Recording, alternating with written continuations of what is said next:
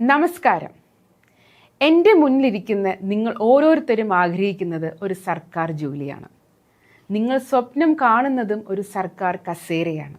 എന്നാൽ അതിലേക്ക് എത്തിപ്പെടാൻ നിങ്ങൾ ഒരുപാട് പ്രയാസങ്ങൾ നേരിടേണ്ടി വരും അല്ലേ? അത് ചിലപ്പോൾ തോൽവികളുടെ രൂപത്തിലായിരിക്കാം, ജയങ്ങളുടെ രൂപത്തിലായിരിക്കാം, ആത്മവിശ്വാസക്കുറവിൻ്റെ രൂപത്തിലായിരിക്കാം. പക്ഷേ ഞാനൊന്ന് പറയട്ടെ, തോൽവി എന്നത് ഒരു ഫുൾ സ്റ്റോപ്പ് അല്ല, അതൊരു കോമയാണ്.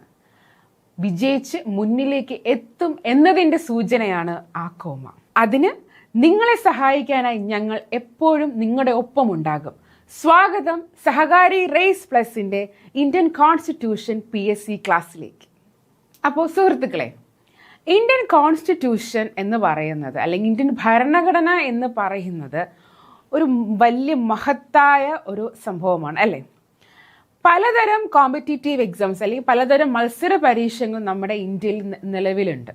നമ്മുടെ സംസ്ഥാനത്തിലാണെങ്കിൽ നമ്മുടെ കേരള PSC, ഇന്ത്യയിലാണെങ്കിൽ സ്റ്റാഫ് സെലക്ഷൻ കമ്മീഷൻ്റെ എക്സാംസ്, UPSC നടത്തുന്ന എക്സാംസ്, അങ്ങനെ പലതരം കോമ്പറ്റീറ്റീവ് എക്സാംസ് ഉണ്ട്, മത്സര പരീക്ഷകളുണ്ട്.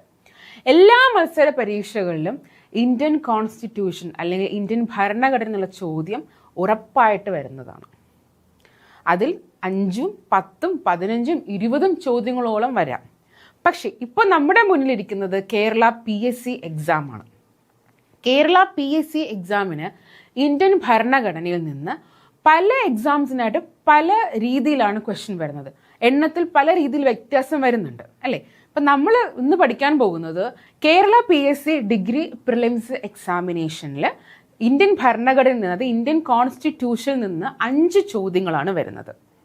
അത് നിങ്ങൾക്ക് കൃത്യമായിട്ട് അറിയാമായിരിക്കും അല്ലേ? നിങ്ങൾ ഓരോരുത്തരും ഒരു സർക്കാർ ജോലി ആഗ്രഹിക്കുന്നത് പോലെ ഇപ്പം നിങ്ങൾ സിലബസിൽ എന്താണ്, നിങ്ങൾ വളരെ രീതിയിൽ സിലബസും നോക്കിയിട്ടുണ്ടായിരിക്കും. അപ്പം അതിനകത്ത് പറയാറുണ്ട് ഇന്ത്യൻ കോൺസ്റ്റിറ്റ്യൂഷൻ 5 ചോദ്യങ്ങളാണ് വരുന്നത്.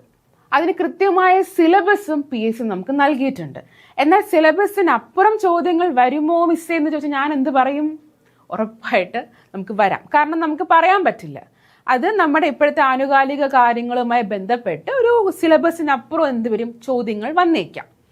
അപ്പോൾ ഈ ക്ലാസ്സിൽ ഇന്നത്തെ ക്ലാസ് നമ്മൾ നോക്കാൻ പോകുന്നത് സിലബസിൻ്റെ ഒരു അനാലിസിസ്, എന്തൊക്കെ കാര്യങ്ങളാണ് സിലബസിൽ പറഞ്ഞിരിക്കുന്നതെന്നും അതുമാത്രമല്ല കൃത്യമായിട്ടുള്ള ഏതൊക്കെ ഭാഗങ്ങളാണ് പരീക്ഷയ്ക്ക് ചോദിക്കുന്നതെന്നും അതിനൊപ്പം തന്നെ ഈ കോൺസ്റ്റിറ്റ്യൂഷൻ, അതായത് ഇന്ത്യൻ ഭരണഘടന നിലവിൽ വരുന്നതിന് തൊട്ടു മുന്നേ ഒരു ചരിത്രപരമായ കുറച്ച് കാര്യങ്ങളുണ്ട്. ഹിസ്റ്റോറിക്കൽ ബാക്ക്ഗ്രൗണ്ട് എന്ന് പറയും. കുറച്ച് ചരിത്രപരമായ പിന്നാമ്പുറ കഥകളുണ്ട്. നമുക്ക് അതും കൂടെ നോക്കാം അല്ലേ? അപ്പോൾ ആദ്യമായിട്ട് നമുക്ക് Indian constitution degree prelims examination Kerala PSC തന്നിരിക്കുന്ന സിലബസ് എന്തൊക്കെയാണെന്നൊന്ന് നമുക്ക് നോക്കാം. ഈ ക്ലാസ്സിലേക്ക് പോകുന്നതിന് മുന്നേ ഞാനൊരു കാര്യം, അല്ലെങ്കിൽ ഞാൻ നിങ്ങൾക്കൊരു ഉറപ്പ് തരികയാണ്. നിങ്ങളുടെ 5 മാർക്ക് കേരള PSCയുടെ ഏത് പരീക്ഷയിലും ഒരു ഇന്ത്യൻ ഭരണഘടന ഒരു ചോദ്യം വന്നാൽ ആ മാർക്ക് നിങ്ങൾക്ക് ഞാൻ നേടിത്തന്നിരിക്കും. അത് എൻ്റെ ഉറപ്പാണ്. സ്ഥിരമായി ക്ലാസ്സുകൾ കാണുകയും സ്ഥിരമായി നോട്ട്സ് വായിക്കുകയും പഠിക്കുകയും ഈ ക്ലാസ് കൃത്യമായി ഫോളോ ചെയ്യുന്ന ഒരു ഉദ്യോഗാർത്ഥിക്ക് ഉറപ്പായിട്ടും ആ മാർക്ക് ലഭിച്ചിരിക്കും. അത് എൻ്റെ ഉറപ്പാണ്. അതിൽ യാതൊരു സംശയവും നിങ്ങൾക്ക് വേണ്ട. അത് എൻ്റെ ഗ്യാരണ്ടിയാണ്. ഓക്കെ, അപ്പോൾ നമുക്ക് നോക്കാം. ഇന്ത്യൻ കോൺസ്റ്റിറ്റ്യൂഷൻ ഡിഗ്രി പ്രിലിംസ്, ഭരണഘടനയും ഡിഗ്രി പ്രിലിംസും എങ്ങനെ? ആദ്യത്തെ സിലബസിൽ ആദ്യം പറയുന്നത് കോൺസ്റ്റിറ്റ്യൂവൻ്റ് അസംബ്ലി ആണ് അല്ലേ? Constituent assembly. പിന്നെ വരുന്നത് പ്രിയാമ്പിൾ. പിന്നെ വരുന്നതോ ഫണ്ടമെൻ്റൽ റൈറ്റ്സ്. പിന്നെ വരുന്നത് directive principles of state policy. പിന്നെ വരുന്നത് fundamental duties, citizenship, constitutional amendments, ഭരണഘടനാ ഭേദഗതികൾ വളരെ വളരെ ഇമ്പോർട്ടൻ്റ് ആണ്, panchayat Raj, constitutional institutions and their functions, emergency, union list, state list, concurrent list and obviously current affairs. ഇതാണ് കേരള PSC നമുക്ക് നൽകിയിരിക്കുന്ന സിലബസ്, കോൺസ്റ്റിറ്റ്യൂഷൻ്റെ സിലബസ്. ഓക്കെ, ഇനി നമുക്ക് കുറച്ച് പ്രീവിയസ് ഇയർ ക്വസ്റ്റ്യൻസ് നോക്കാം. ഞാൻ നിങ്ങൾക്ക് കുറച്ച് മുന്നേ ഇതെന്താണ് അതിൻ്റെ കൃത്യമായിട്ടുള്ള സിലബസ് കാണിച്ചു തന്നു അല്ലേ? ഈ സിലബസിൽ നിന്നാണോ ചോദ്യങ്ങൾ വന്നിട്ടുള്ളത് ഡിഗ്രി പ്രിലിംസിന് അല്ലെങ്കിൽ PSC ഏതൊരു എക്സാം ആയിക്കോട്ടെ, ഡിഗ്രി പ്രിലിംസ് ആകാം, 10ാം തരമാകാം, 12ാം തരമാകാം, എന്ത് തരം എക്സാം ആയിക്കോട്ടെ, ഈ സിലബസിൽ നിന്നാണോ ക്വസ്റ്റ്യൻ വന്നിരിക്കുന്നത് എന്ന് നമുക്ക് നോക്കിയാലോ. Let's look at some previous year questions. ഒരു പ്രീവിയസ് ഇയർ ചോദ്യം ഇതാണ്: which articles deals with the suspension of fundamental rights? ഇതിൽ ഏതാണ് കൃത്യമായി പറഞ്ഞിരിക്കുന്നത്? Fundamental rights. ഇത് സിലബസിലുണ്ടോ? ഉണ്ട്. അടുത്തത് കൺകറന്റ് ലിസ്റ്റിന്റെ ഒരു ചോദ്യമാണ്. അത് സിലബസിലുണ്ടോ? ഉണ്ട്. അടുത്തത് സിറ്റിസൺഷിപ്പ് സിലബസിലുണ്ടായിരുന്നോ? ഉണ്ടായിരുന്നു. പറഞ്ഞേ ഉണ്ടായിരുന്നു അല്ലേ? അടുത്തത് directive principles of state policy, അതുണ്ടായിരുന്നു സിലബസിൽ, കൃത്യമായിട്ട് പറഞ്ഞിട്ടുണ്ടായിരുന്നു അല്ലേ? അപ്പൊ ഇത്രയാണ് എന്ത് പ്രീവിയസ് ഇയർ ചോദ്യങ്ങൾ വന്നിട്ടുള്ളത്. അതെല്ലാം സിലബസിൽ നിന്ന് എടുത്തതല്ലേ. ഇതിന്റെ ഉത്തരങ്ങൾ നമ്മൾ ഉറപ്പായിട്ട് കണ്ടുപിടിക്കും. നമ്മൾ ഇതിന്റെ ഓരോ ടോപ്പിക്കും പറഞ്ഞു കഴിയുമ്പോൾ ഓരോ പ്രീവിയസ് ഇയർ ക്വസ്റ്റ്യൻസും അതിന്റെ സോഴ്സും എല്ലാം നമ്മൾ വ്യക്തമായിട്ട് പറഞ്ഞു പോകും.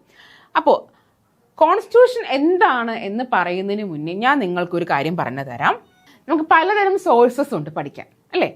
ഇപ്പോൾ നമുക്ക് SCERT ഉണ്ട്, നമുക്ക് NCERT ഉണ്ട്, പിന്നെ നമുക്കുള്ളത് ലക്ഷ്മികാന്തിൻ്റെ ഒരു ഇന്ത്യൻ പോളിറ്റി എന്ന് പറയുന്ന ഒരു ബുക്കുണ്ട്.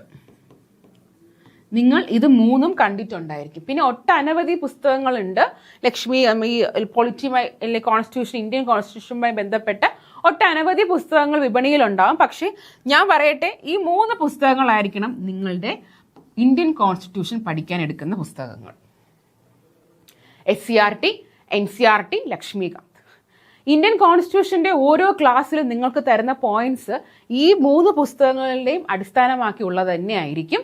മാത്രവുമല്ല, പ്രീവിയസ് ഇയർ ക്വസ്റ്റ്യൻസ് നമ്മൾ ഡിസ്കസ് ചെയ്യുമ്പോൾ വ്യക്തമായിട്ട് ആ ക്വസ്റ്റ്യൻ എടുത്തിരിക്കുന്നത് ഏത് ബുക്കിൽ നിന്നാണെന്നും കൃത്യമായിട്ട് പറഞ്ഞു തരും കേട്ടോ. അപ്പോൾ അതനുസരിച്ച് പോയി കഴിഞ്ഞാൽ നിങ്ങൾക്ക് ഉറപ്പായിട്ടും ഈ എവിടെ നിന്ന് പഠിക്കണം അല്ലേ, ഇതിൻ്റെയൊക്കെ റൂട്ട് എവിടെ നിന്ന് പഠിച്ചാൽ ഞാൻ ആഗ്രഹിക്കുന്ന സ്ഥലത്തേക്ക് എത്തിപ്പെടും എന്നുള്ളതാണ് നമുക്ക് ഇന്ന് മനസ്സിലാക്കാൻ കഴിയുന്നത്. ഉറപ്പാണല്ലോ. അപ്പം നമുക്ക് അടുത്തതായി എന്താണ് കോൺസ്റ്റിറ്റ്യൂഷൻ എന്ന് നോക്കാം. അപ്പം ഇന്ത്യൻ കോൺസ്റ്റിറ്റ്യൂഷൻ്റെ ക്ലാസ് ആണ്. ഇപ്പം കോൺസ്റ്റിറ്റ്യൂഷൻ എല്ലാം പഠിക്കുന്നതിന് മുന്നേ ആ കോൺസ്റ്റിറ്റ്യൂഷൻ എന്ന് പറയുന്നത് അത് എന്താണെന്ന് നമുക്കൊന്ന് മനസ്സിലാക്കാം. അപ്പോൾ വാട്ട് ഈസ് കോൺസ്റ്റിറ്റ്യൂഷൻ? എന്താണ് കോൺസ്റ്റിറ്റ്യൂഷൻ? നമ്മൾ ഈ പിക്ചറിൽ കാണിച്ചിരിക്കുന്ന ഇതാണ് നമ്മുടെ ഇന്ത്യൻ ഭരണഘടന. അപ്പോൾ ഇന്ത്യൻ കോൺസ്റ്റിറ്റ്യൂഷൻ, ഞാൻ നിങ്ങൾക്കൊരു ഉദാഹരണം പറയാം, അല്ലെങ്കിൽ ഒരു കഥ പോലെ പറയാം. ഇപ്പം നമ്മളെല്ലാവരും സ്കൂളിൽ പഠിച്ചിട്ട് വന്നവരാണ് അല്ലേ. അപ്പം നിങ്ങളുടെ സ്കൂളിൽ, നിങ്ങളുടെ സ്കൂൾ അല്ലെങ്കിൽ കോളേജ് അല്ലെങ്കിൽ ഒന്നും വേണ്ട, നിങ്ങളിപ്പോൾ ജോലിയിരിക്കുന്ന ഒരാളാണെങ്കിൽ ഒരു സ്ഥാപനത്തെ നമുക്ക് എടുക്കാം. അവിടെ നിങ്ങൾക്ക് നമുക്കിപ്പോൾ ഫോർ എക്സാമ്പിൾ സ്കൂൾ തന്നെ, നമുക്ക് സ്കൂളാകുമ്പോൾ എല്ലാവർക്കും ഒന്ന് റിലേറ്റ് ചെയ്യാൻ പറ്റും അല്ലേ. സ്കൂളിൽ എന്താണ്, പ്രിൻസിപ്പൽ ഉണ്ടാകും, പ്രിൻസിപ്പലിന് മുകളിൽ മാനേജർ ഉണ്ടാകാം, ടീച്ചേഴ്സ് ഉണ്ടാകും, പിന്നെ എന്താണ് കുട്ടികളുണ്ട്, പിന്നെ ടീച്ചിങ് നോൺ ടീച്ചിങ് സ്റ്റാഫ്സ് ഉണ്ട്. ഒരുപാട് ജനങ്ങൾ, ഒരുപാട് ആളുകൾ ആ സ്കൂളിൽ പ്രവർത്തിക്കുന്നുണ്ടായിരിക്കും അല്ലേ. അപ്പോൾ ആ സ്കൂള് പ്രവർത്തിക്കുന്നത്, അല്ലെങ്കിൽ ഒരു ഇൻസ്റ്റിറ്റ്യൂഷൻ അല്ലെങ്കിൽ ഒരു ഓർഗനൈസേഷൻ അല്ലെങ്കിൽ ഒരു എസ്റ്റാബ്ലിഷ്ഡ് ആയിട്ടൊരു ബോഡി, അത് പ്രവർത്തിക്കുന്നത് എന്തിൻ്റെ അടിസ്ഥാനത്തിലായിരിക്കും? കുറേ റൂൾസ് റെഗുലേഷൻസിൻ്റെ അടിസ്ഥാനമായിരിക്കും അല്ലേ. ഇപ്പം നിങ്ങൾ സ്കൂളിൽ പഠിക്കുമ്പോൾ പറയാറുണ്ട് ഫുൾ യൂണിഫോമിൽ വരണം, ഷൂസും സോക്സും ടൈയും ബെൽറ്റും കെട്ടി ഫുൾ യൂണിഫോമിൽ വരണം. അതൊരു റൂളാണ് അല്ലേ. പിന്നെ രാവിലെ 9:30 ക്ലാസ് തുടങ്ങും, വൈകുന്നേരം 3:30 ക്ലാസ് വിടും. അതും ഒരു റൂളാണ്.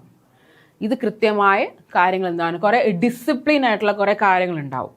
കുറേ നിങ്ങൾ പാലിക്കേണ്ടതായിട്ടുള്ള കുറേ ലോസ് കാണും, കുറേ നിയമങ്ങൾ കാണും, കുറേ നിർദ്ദേശിക്കപ്പെട്ട കുറേ വസ്തുതകൾ കാണും അല്ലേ. ഇതെല്ലാം കോർത്തിണക്കിയായിരിക്കും ആ സ്കൂള് മുന്നോട്ട് പോകുന്നത്. ഈ പറയുന്ന എല്ലാ ലോസ്, ഈ പറയുന്ന എല്ലാ റൂൾസിൻ്റെ ബേസിസിലായിരിക്കും ആ സ്കൂള് മുന്നിലേക്ക് പോകുന്നത് അല്ലേ. അപ്പോൾ ആ ഒരു റൂൾസ് ആൻഡ് റെഗുലേഷൻസ് അല്ലെങ്കിൽ ആ ഒരു ലോസ്, നിയമങ്ങൾ എല്ലാത്തിൻ്റെയും ആ ഒരു ചട്ടം പിടിച്ചായിരിക്കും ആ സ്കൂളിൻ്റെ പ്രവർത്തനം മുഴുവനും. അതിൽ നിന്ന് എന്തെങ്കിലും മാറ്റം വന്നാൽ ആ സ്കൂളിൻ്റെ പല കാര്യങ്ങളിലും പ്രശ്നം വരും. അതേപോലെ അപ്പോൾ അങ്ങനെ പോകുമ്പോൾ സ്കൂൾ ആ ഒരു എൻറ്റിറ്റി, ആ ഒരു ഓർഗനൈസേഷൻ നല്ല രീതിയിൽ മുന്നോട്ട് പോകും. അതേപോലെ നമ്മുടെ ഇന്ത്യയിൽ ഒരുപാട് റൂൾസും റെഗുലേഷൻസും ഉണ്ട് അല്ലേ. നമ്മൾ ഒരു ഇന്ത്യൻ സിറ്റിസൺ അല്ലെങ്കിൽ ഒരു ഇന്ത്യൻ പൗരൻ പാലിക്കേണ്ട ഒട്ടനവധി കാര്യങ്ങളുണ്ട് അല്ലേ? നമുക്ക് കുറേ മൗലിക അവകാശങ്ങളുണ്ട്, പിന്നെ കർത്തവ്യങ്ങളുണ്ട്, അങ്ങനെ ഒട്ടനവധി കാര്യങ്ങൾ നമുക്കുണ്ട്. അപ്പോൾ അതെല്ലാം അനുസരിച്ചാണ് ഇന്ത്യൻ ഭരണകൂടം നമ്മൾക്ക് നിർദ്ദേശങ്ങൾ തരും. നമ്മൾ അതനുസരിച്ച് മുന്നോട്ട് പോകുന്നത്. ഒരു rules, a set of rules അല്ലേ, set of regulations, set of laws, ഒത്തിരി കാര്യങ്ങളുണ്ട്. അതെല്ലാം ഫോളോ ചെയ്യുന്നത് എവിടെ നിന്നാണ്? ഇതെല്ലാം ഇല്ലെങ്കിൽ ഒരു ഇന്ത്യ, അല്ലെങ്കിൽ ഇന്ത്യയിലെ മറ്റേത് രാജ്യം എടുക്കാം, ഈ ഒരു റൂൾസും കാര്യങ്ങളൊന്നും ഇല്ലെങ്കിൽ ആ രാജ്യത്തിൻ്റെ പല കാര്യങ്ങളിലും പ്രശ്നങ്ങൾ വരാം. ഡിസിപ്ലിൻ ഉണ്ടാവില്ല, ഒരുപാട് പ്രശ്നങ്ങൾ വരാം. അപ്പോൾ ഡിസിപ്ലിനായിട്ടും നല്ല രീതിയിൽ അച്ചടക്കത്തോടു കൂടി കാര്യങ്ങൾ മുന്നോട്ട് പോകണമെങ്കിൽ നമുക്ക് ഈ റൂൾസ് വേണം. ഇല്ലെങ്കിൽ എല്ലാവരും തോന്നിയ പോലെ അവിടെ എന്ത് സംഭവിക്കുക? അവിടെ ഒരു പക്ഷഭേദം വരാം, അല്ലെങ്കിൽ എല്ലാത്തിനും ഒരു ഡിസോർഡർ വരാം, ഒരു യൂണിഫോമിറ്റി, എല്ലാം ഒരുപോലെ പോകുന്ന യൂണിഫോമിറ്റി ഉണ്ടാവില്ല അല്ലേ? അപ്പോൾ അങ്ങനെ പോകണമെങ്കിൽ നമുക്കൊരു റൂൾസ് വേണം. ആ ഒരു സെറ്റ് ഓഫ് റൂൾസ് എല്ലാം അടങ്ങിയിരിക്കുന്ന ഒരു പുസ്തകം തന്നെയാണ് ഇന്ത്യൻ കോൺസ്റ്റിറ്റ്യൂഷൻ. അപ്പോൾ ഇന്ത്യൻ കോൺസ്റ്റിറ്റ്യൂഷൻ ആ ഒരു റൂൾസിനെ ബേസ് ചെയ്താണ് ഇന്ത്യ മുന്നോട്ട് ചലിക്കുന്നത്. ഇന്ത്യൻ ഭരണകൂടം അല്ലെങ്കിൽ നമ്മുടെ ഗവൺമെൻറ് ഫോളോ ചെയ്യുന്ന, അല്ലെങ്കിൽ ഗവൺമെൻറ് ഓരോ ഡിസിഷൻസ് എടുക്കുന്നതും എല്ലാം എന്ത് ബേസ് ചെയ്ത് തന്നെയാണ്? ഇന്ത്യൻ കോൺസ്റ്റിറ്റ്യൂഷൻ ബേസ് ചെയ്ത് തന്നെയാണ് അല്ലേ? അപ്പോൾ അതിനാണ് പറയുന്നത്, റൂൾസിനാണ് പറയുന്നത് ഇന്ത്യൻ കോൺസ്റ്റിറ്റ്യൂഷൻ. അതേപോലെ സ്കൂളിലും ഈ റൂൾസ് ഫോളോ ചെയ്യുന്നത്, അതേപോലെ നമ്മൾ ഇന്ത്യയിലും ഫോളോ ചെയ്യുന്നുണ്ട്. അപ്പോൾ ചുരുക്കി പറഞ്ഞാൽ, ഞാനിപ്പോൾ ഒരുപാട് ഡെഫിനിഷൻ പറയും, പക്ഷെ അതിന് മുമ്പ് ഞാൻ ചുരുക്കി പറഞ്ഞോട്ടെ.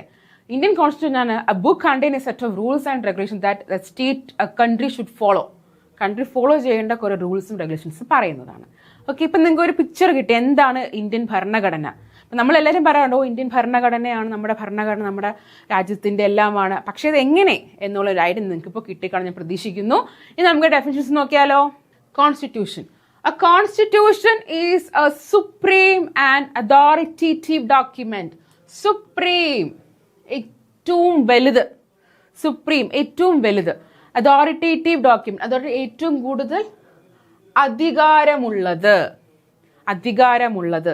The law of the land എന്നൊക്കെ പറയാറുണ്ട്, നമ്മളത് പഠിക്കും കേട്ടോ. Supreme and authoritative document, whether written or unwritten. എഴുതപ്പെട്ടതുമാകാം അല്ലെങ്കിൽ എഴുതപ്പെടാത്തതുമാകാം. എഴുതപ്പെട്ടത് നമ്മുടെ ഇന്ത്യൻ കോൺസ്റ്റിറ്റ്യൂഷൻ എഴുതപ്പെട്ടതാണ് അല്ലേ? ബ്രിട്ടന്റെ കോൺസ്റ്റിറ്റ്യൂഷൻ അത് അൺറിട്ടൺ ആണ്. ബ്രിട്ടൻ അൺറിട്ടൺ കോൺസ്റ്റിറ്റ്യൂഷൻ ആണ്. അപ്പോൾ that regulates all the functions and activities of an institution or an organisation. ഞാൻ നേരത്തെ പറഞ്ഞ സ്കൂളിന്റെ എക്സാമ്പിൾ ഒന്ന് ആലോചിച്ച് നോക്കിയേ, സെയിം ആയിട്ട് കിട്ടുന്നില്ലേ? സെയിം തന്നെയാണ് കേട്ടോ. ഇതൊക്കെ PSC നമുക്ക് ആക്ച്വലി വേണമെങ്കിൽ PSCക്ക് ഒരു ചോദ്യം ഇതിന് ചോദിക്കാം. കോൺസ്റ്റിറ്റ്യൂഷൻ എന്താണെന്ന്. നമ്മളിപ്പോൾ ഭരണഘടനയെ പറ്റി പഠിക്കുമ്പോൾ ആദ്യം ഭരണഘടന എന്താണെന്ന് പഠിക്കണം അല്ലേ? നമ്മൾ ബിരിയാണി ഉണ്ടാക്കാൻ നമുക്ക് അറിയാമായിരിക്കും, പക്ഷെ ബിരിയാണി എന്താണെന്ന് അറിയണം അല്ലേ? ഉണ്ടാക്കാൻ അതിൽ നമുക്ക് കോൺസ്റ്റിറ്റ്യൂഷൻ നമുക്കറിയാം. അപ്പോൾ കോൺസ്റ്റിറ്റ്യൂഷൻ അതെന്താണ്? ഭരണഘടന ചോദ്യങ്ങൾ വരുന്നു. നമുക്ക് ചോദ്യങ്ങൾ വരുന്നത് എവിടെ നിന്നാണ്? ഭരണഘടനയുടെ ഉള്ളിൽ നിന്നാണ്. ഫണ്ടമെന്റൽ റൈറ്റ്സ് എന്നൊക്കെ പറയുന്നത് ഭരണഘടനയിലെ ഉള്ളിലുള്ള കാര്യങ്ങളാണ്. അപ്പം എന്താണ് ഭരണഘടന എന്നും കൂടെ നമ്മൾ അറിഞ്ഞിരിക്കുക. ക്ലിയർ ആവുന്നുണ്ടല്ലോ അല്ലേ? നിങ്ങൾക്ക് എന്ത് ഡൗട്ട് ഉണ്ടെങ്കിലും, എന്ത് തരം കൺസേൺസ് ഉണ്ടെങ്കിലും നിങ്ങൾ ചോദിക്കാൻ മടിക്കരുത്. ക്ലാസ് എല്ലാം കണ്ടതിന് ശേഷം നിങ്ങൾക്ക് എന്ത് ഡൗട്ട് ഉണ്ടെങ്കിലും നിങ്ങൾക്ക് ചോദിക്കാവുന്നതാണ് കേട്ടോ. അപ്പോൾ അടുത്ത നോക്കിക്കേ. It serve as the fundamental body of law. Fundamental എന്ന് പറഞ്ഞാൽ എന്താണ് അർത്ഥം? ബേസിക്, എസെൻഷ്യൽ, അടിസ്ഥാനം അല്ലേ? അടിസ്ഥാനമായിട്ട് നമ്മുടെ നിയമത്തിന്റെ അടിസ്ഥാനമാണ് constitution. That outlines the governing framework of A country. ഒരു ഭരണകൂടം അല്ലെ, ഒരു ഗവൺമെന്റ് വന്നിട്ട് ഭരിക്കണമെങ്കിൽ അവർക്ക് എന്തൊരു അടിസ്ഥാനമായിട്ടുള്ള കാര്യം വേണ്ടേ? എന്ത് വെച്ച് ഭരിക്കും അല്ലേ? ഇപ്പം നിങ്ങൾ PSC ഒക്കെ എഴുതിയെടുത്ത് നിങ്ങളൊരു സർക്കാർ സ്ഥാപനത്തിൽ കയറുമ്പോൾ നിങ്ങൾക്ക് അവിടുത്തെ കുറേ റൂൾസും കാര്യങ്ങളൊക്കെ പറഞ്ഞു തരും. ഓക്കെ, നിങ്ങൾ ഇങ്ങനെ, ഇപ്പം ഞാൻ ഫോർ എക്സാമ്പിൾ ആതിര, ഇതിൽ കണ്ടുകൊണ്ടിരിക്കുന്ന കുട്ടികൾ ആരെങ്കിലും കാണും ആതിര അല്ലേ? അപ്പോൾ ആതിര വന്ന് PSC ഇപ്പോൾ കേരള പ്രിലിംസ് നമ്മുടെ SBCID പാസ്സായി കയറി. അപ്പോൾ ആതിര ജോയിൻ ചെയ്ത് പറയുകയാണ് ഇന്ന റൂൾസും കാര്യങ്ങളൊക്കെ ഉണ്ട് ആതിര, ഇതൊക്കെ ഫോളോ ചെയ്യണം. അപ്പം നമ്മൾ അതിനകത്ത് അപ്പോൾ ആതിരയ്ക്ക് മനസ്സിലാവും ഞാൻ ഇന്ന കാര്യങ്ങളാണ് ചെയ്യുക, ഇതൊക്കെയാണ് എൻ്റെ ഉത്തരവാദിത്തങ്ങൾ എന്ന് മനസ്സിലാകും. ആ സെയിം കാര്യമല്ല ഇവിടെ. ഒരു ഗവൺമെന്റ് വരുമ്പോൾ ഗവൺമെന്റ് എന്ത് അടിസ്ഥാനത്തിലാണ് രാജ്യം ഭരിക്കേണ്ടത്? കോൺസ്റ്റിറ്റ്യൂഷന്റെ ബേസിസിൽ. ഓക്കെ, പിന്നെ the term constitution is derived from the Latin word constituere. ഇത് കേരള PSCക്ക് അങ്ങനെ ചോദിച്ച് കണ്ടിട്ടില്ല. പക്ഷേ ഒരിക്കൽ SSCയിൽ ചോദിച്ചിട്ടുണ്ട്. SSCയിലും റെയിൽവേയിലും ഇത് ചോദിച്ചിട്ടുണ്ട്. ഈ കോൺസ്റ്റിറ്റ്യൂഷൻ വേർഡ് എവിടെ നിന്നാണ് ഡിറൈവ് ചെയ്തത്? It's from Latin word constituere. Okay, constituere എന്ന് പറയുന്ന ലാറ്റിൻ വേർഡിൽ നിന്നാണ് നമുക്ക് എന്ത് കിട്ടിയത്? കോൺസ്റ്റിറ്റ്യൂഷൻ എന്ന പദം നമുക്ക് ലഭിച്ചത്. ഓക്കെ, അതിന്റെ അർത്ഥം എന്താണ്? Which means to establish and to set up. Establish അല്ലെങ്കിൽ സെറ്റപ്പ്, ഒരെണ്ണം ഉണ്ടാക്കിയെടുക്കുക. സെറ്റപ്പ് നല്ല എസ്റ്റാബ്ലിഷ്മെന്റ് എന്താണ്? ഒന്ന് രൂപം കൊടുക്കുക. മനസ്സിലായില്ലേ? അപ്പൊ അതാണ് അതിന്റെ മീനിങ് വരുന്നത്. അപ്പം ഈ കോൺസ്റ്റിറ്റ്യൂഷൻ എന്ന പദം എവിടെ നിന്നാണ് എടുത്തത്? ലാറ്റിൻ വേർഡ് എന്ന് പറയുന്ന കോൺസ്റ്റുവർ എന്നാണ്. അപ്പം കേരള PSC ഇനി ചോദിച്ചുകൂടായികയില്ല, കാരണം ഇത് NCERT എന്നുള്ളതാണ്. ഇത് 11ാം ക്ലാസ്സിലെ ഇന്ത്യൻ കോൺസ്റ്റിറ്റ്യൂഷൻ അറ്റ് വർക്ക് എന്ന് പറയുന്ന NCERT കൊടുത്തിരിക്കുന്നതാണ്. അപ്പം നമുക്ക് ഒരിക്കലും ഇത് വിട്ടുകളയാൻ പറ്റില്ല. നമുക്കിത് ചോദിക്കാൻ ചാൻസ് ഉണ്ട് അല്ലേ? ലാറ്റിൻ വേർഡ് ഇത് റെയിൽവേക്കും SSCക്കും ചോദിച്ചിട്ടുണ്ട്. അപ്പോൾ നമുക്ക് PSCക്ക് നമുക്കത് എന്താണ് എക്സ്പെക്ട് ചെയ്യാം. ചോദ്യങ്ങൾ എന്ന് പറയുന്നത് തിരിച്ചും ചോദിച്ചാലും ചോദ്യങ്ങളുടെ ഉത്തരം എന്ത് തന്നെയായിരിക്കും? സെയിം തന്നെയായിരിക്കും അല്ലേ? ഹരിച്ചും കുണിച്ചും ചോദിച്ചാലും സെയിം എന്ന് പറയുന്നത് പോലെ. ഓക്കെ, അപ്പോൾ ഇത് നമുക്ക് കഴിഞ്ഞു. അടുത്ത നോക്കേ. A national constitution is both comprehensive and sovereign in nature, setting out the structure, powers and duties of the government. ഇതിനകത്ത് കോംപ്രിഹെൻസീവ് എന്ന് പറഞ്ഞാൽ ഉത്തരം എന്താണ്?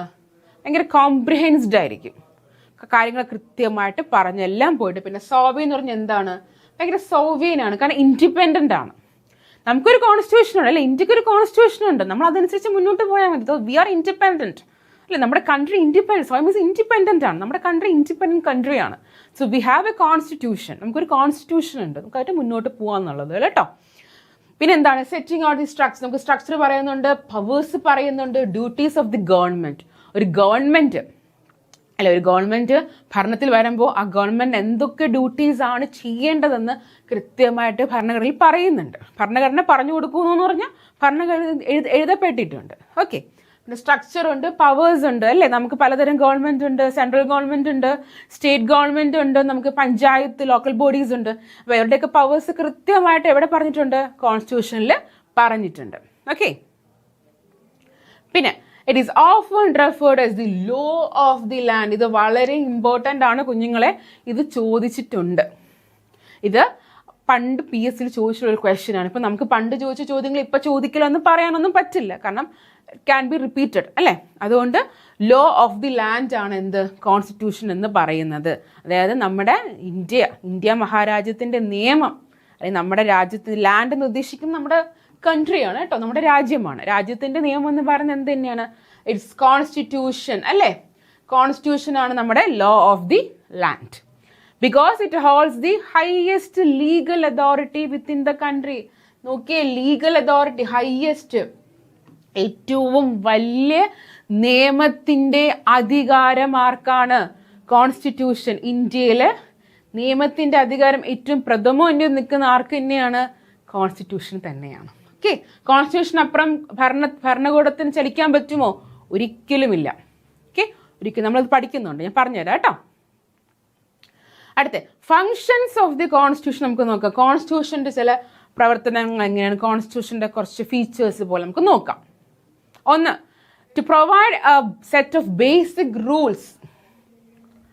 To provide a set of basic rules that allow for minimal coordination amongst members of a society. അല്ലേ? ഒരു basic rules പറയുന്നുണ്ട്, അടിസ്ഥാനപരമായ കുറച്ച് നിയമങ്ങൾ പറയുന്നുണ്ട്. എന്താണ്?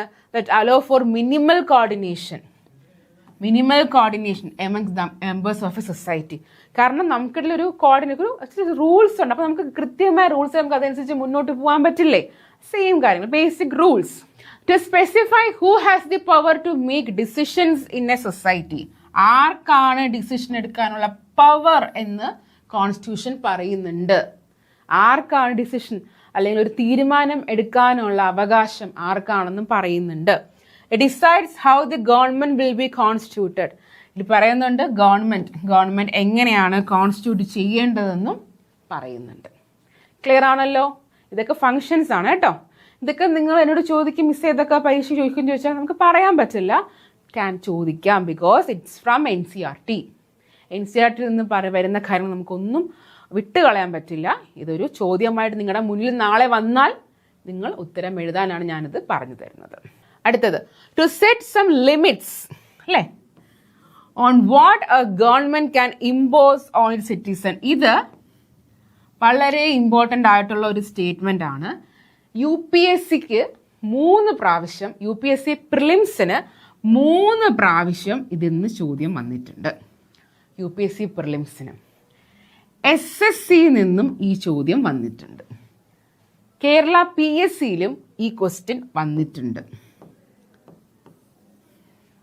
അപ്പോൾ ഈ സ്റ്റേറ്റ്മെൻറ്റിന് എന്തുകൊണ്ടും പ്രാധാന്യമുണ്ട്.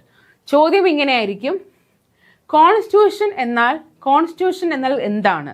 To limit the powers of the government. ശരിക്കും പറഞ്ഞാൽ constitution law of the land ഒക്കെയാണ്, പക്ഷേ അതിൻ്റെ അടിസ്ഥാനമായിട്ടുള്ള അതിൻ്റെ പവർ അല്ലെങ്കിൽ അടിസ്ഥാനമായിട്ടുള്ള അതിൻ്റെ ഫങ്ഷൻ എന്ന് പറയുന്നത് to set the limits of the powers of the government. ഗവൺമെൻറ്റിന് ഇപ്പം നമ്മുടെ ഭരിക്കുന്ന ഭരണകൂടത്തിന്, ഇപ്പോൾ നമ്മുടെ ഭരണഘടന എന്ന് പറയുന്ന ഒരു പെർട്ടിക്കുലർ ദ ബുക്ക് അല്ലെങ്കിൽ ദ സെറ്റ് ഓഫ് റൂൾസ് ഇല്ലെങ്കിൽ ഭരണകൂടം എങ്ങനെ വേണമെങ്കിലും നമ്മളെ ഓരോ കാര്യങ്ങളും അവർക്ക് എങ്ങനെ വേണമെങ്കിലും ഭരിക്കാൻ കഴിയും. They can govern the country so whatever manner they want അല്ലേ. നമുക്ക് അവർക്ക് തോന്നുന്ന പോലെ നമുക്ക് ഭരിക്കാൻ പറ്റും, പക്ഷേ അങ്ങനെ ഭരിക്കാൻ പാടില്ല. അപ്പോൾ അവർ എന്തിൻ്റെ അടിസ്ഥാനത്തിൽ മുന്നോട്ട് പോകാവൂ? കോൺസ്റ്റിറ്റ്യൂഷൻ്റെ അടിസ്ഥാനത്തിൽ മാത്രമേ മുന്നോട്ട് പോകാവൂ. മനസ്സിലായോ? അപ്പോൾ കോൺസ്റ്റിറ്റ്യൂഷൻ എന്താണ് ശരിക്കും ചെയ്യുന്നത്? നമ്മുടെ ഗവൺമെൻറ്റിൻ്റെ പവേഴ്സിനെ ലിമിറ്റ് ചെയ്യുന്നുണ്ട്. So constitution is actually limits the powers of the government. Okay, ഇത് വളരെ ഇമ്പോർട്ടൻ്റ് ആയിട്ടുള്ള ഒരു സ്റ്റേറ്റ്മെൻ്റ് ആണ്. And this is also from NCERT. ഇത് ഇവിടെ നിന്നുള്ളതാണ്, NCERT എന്നുള്ളതാണ്. അപ്പോൾ നമുക്ക് കളയാൻ പറ്റുമോ? ഒരിക്കലും ഇല്ല. അപ്പോൾ ഇതിൽ നിന്ന് UPSCക്ക് 3 തവണ ചോദിച്ചിട്ടുണ്ട്, SSCക്ക് ചോദിച്ചിട്ടുണ്ട്, PSCക്ക് ചോദിച്ചിട്ടുണ്ട്. അപ്പോൾ നമുക്കിത് കളയാൻ പറ്റുമോ? ഒരിക്കലും ഇല്ല. ഓക്കെ, അടുത്തത്. So these limits are fundamental in the sense that government may never trespass them. അവർക്ക് ഒരിക്കലും ഇത് മറികടന്ന് പോകാൻ പറ്റില്ല. കോൺസ്റ്റിറ്റ്യൂഷൻ പറഞ്ഞിരിക്കുന്ന കാര്യങ്ങൾക്ക് അപ്പുറം ഗവൺമെന്റിന് ഒരു കാര്യവും ചെയ്യാൻ കഴിയില്ല. So this which means that the constitution actually limits the powers of the government, that government cannot trespass them. So the government cannot go beyond the limits of the government. ഗവൺമെന്റിന്റെ കോൺസ്റ്റിറ്റ്യൂഷനിൽ പറഞ്ഞിരിക്കുന്ന കാര്യങ്ങൾക്കപ്പുറം ഗവൺമെന്റിന് പോകാൻ പറ്റുമോ? ഇല്ല. ക്ലിയർ ആണല്ലോ. അടുത്തെന്ന് പറയുന്നത്, to enable the government to fulfil the aspirations of a society and create conditions for a just society. എല്ലാവരെയും ഒരുപോലെ കാണുക, നമ്മുടെ സിറ്റിസൺസ് ആഗ്രഹിക്കുന്ന അല്ലെങ്കിൽ സിറ്റിസൺസിന് വേണ്ട ആഗ്രഹങ്ങൾ അല്ലെങ്കിൽ സിറ്റിസൺസിന് വേണ്ട ആവശ്യങ്ങൾ കൃത്യമായി നിറവേറ്റുക എന്നുള്ളതും കോൺസ്റ്റിറ്റ്യൂഷനിൽ എഴുതപ്പെട്ടിട്ടുള്ളതാണ്.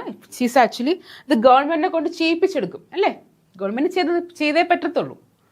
Okay, so these are the functions of the constitution. നമ്മളിപ്പോൾ കോൺസ്റ്റിറ്റ്യൂഷൻ എന്താണെന്ന് പഠിച്ചു, അതിൻ്റെ ഫങ്ഷൻസും പഠിച്ചു. ഓക്കെ, അടുത്തത്.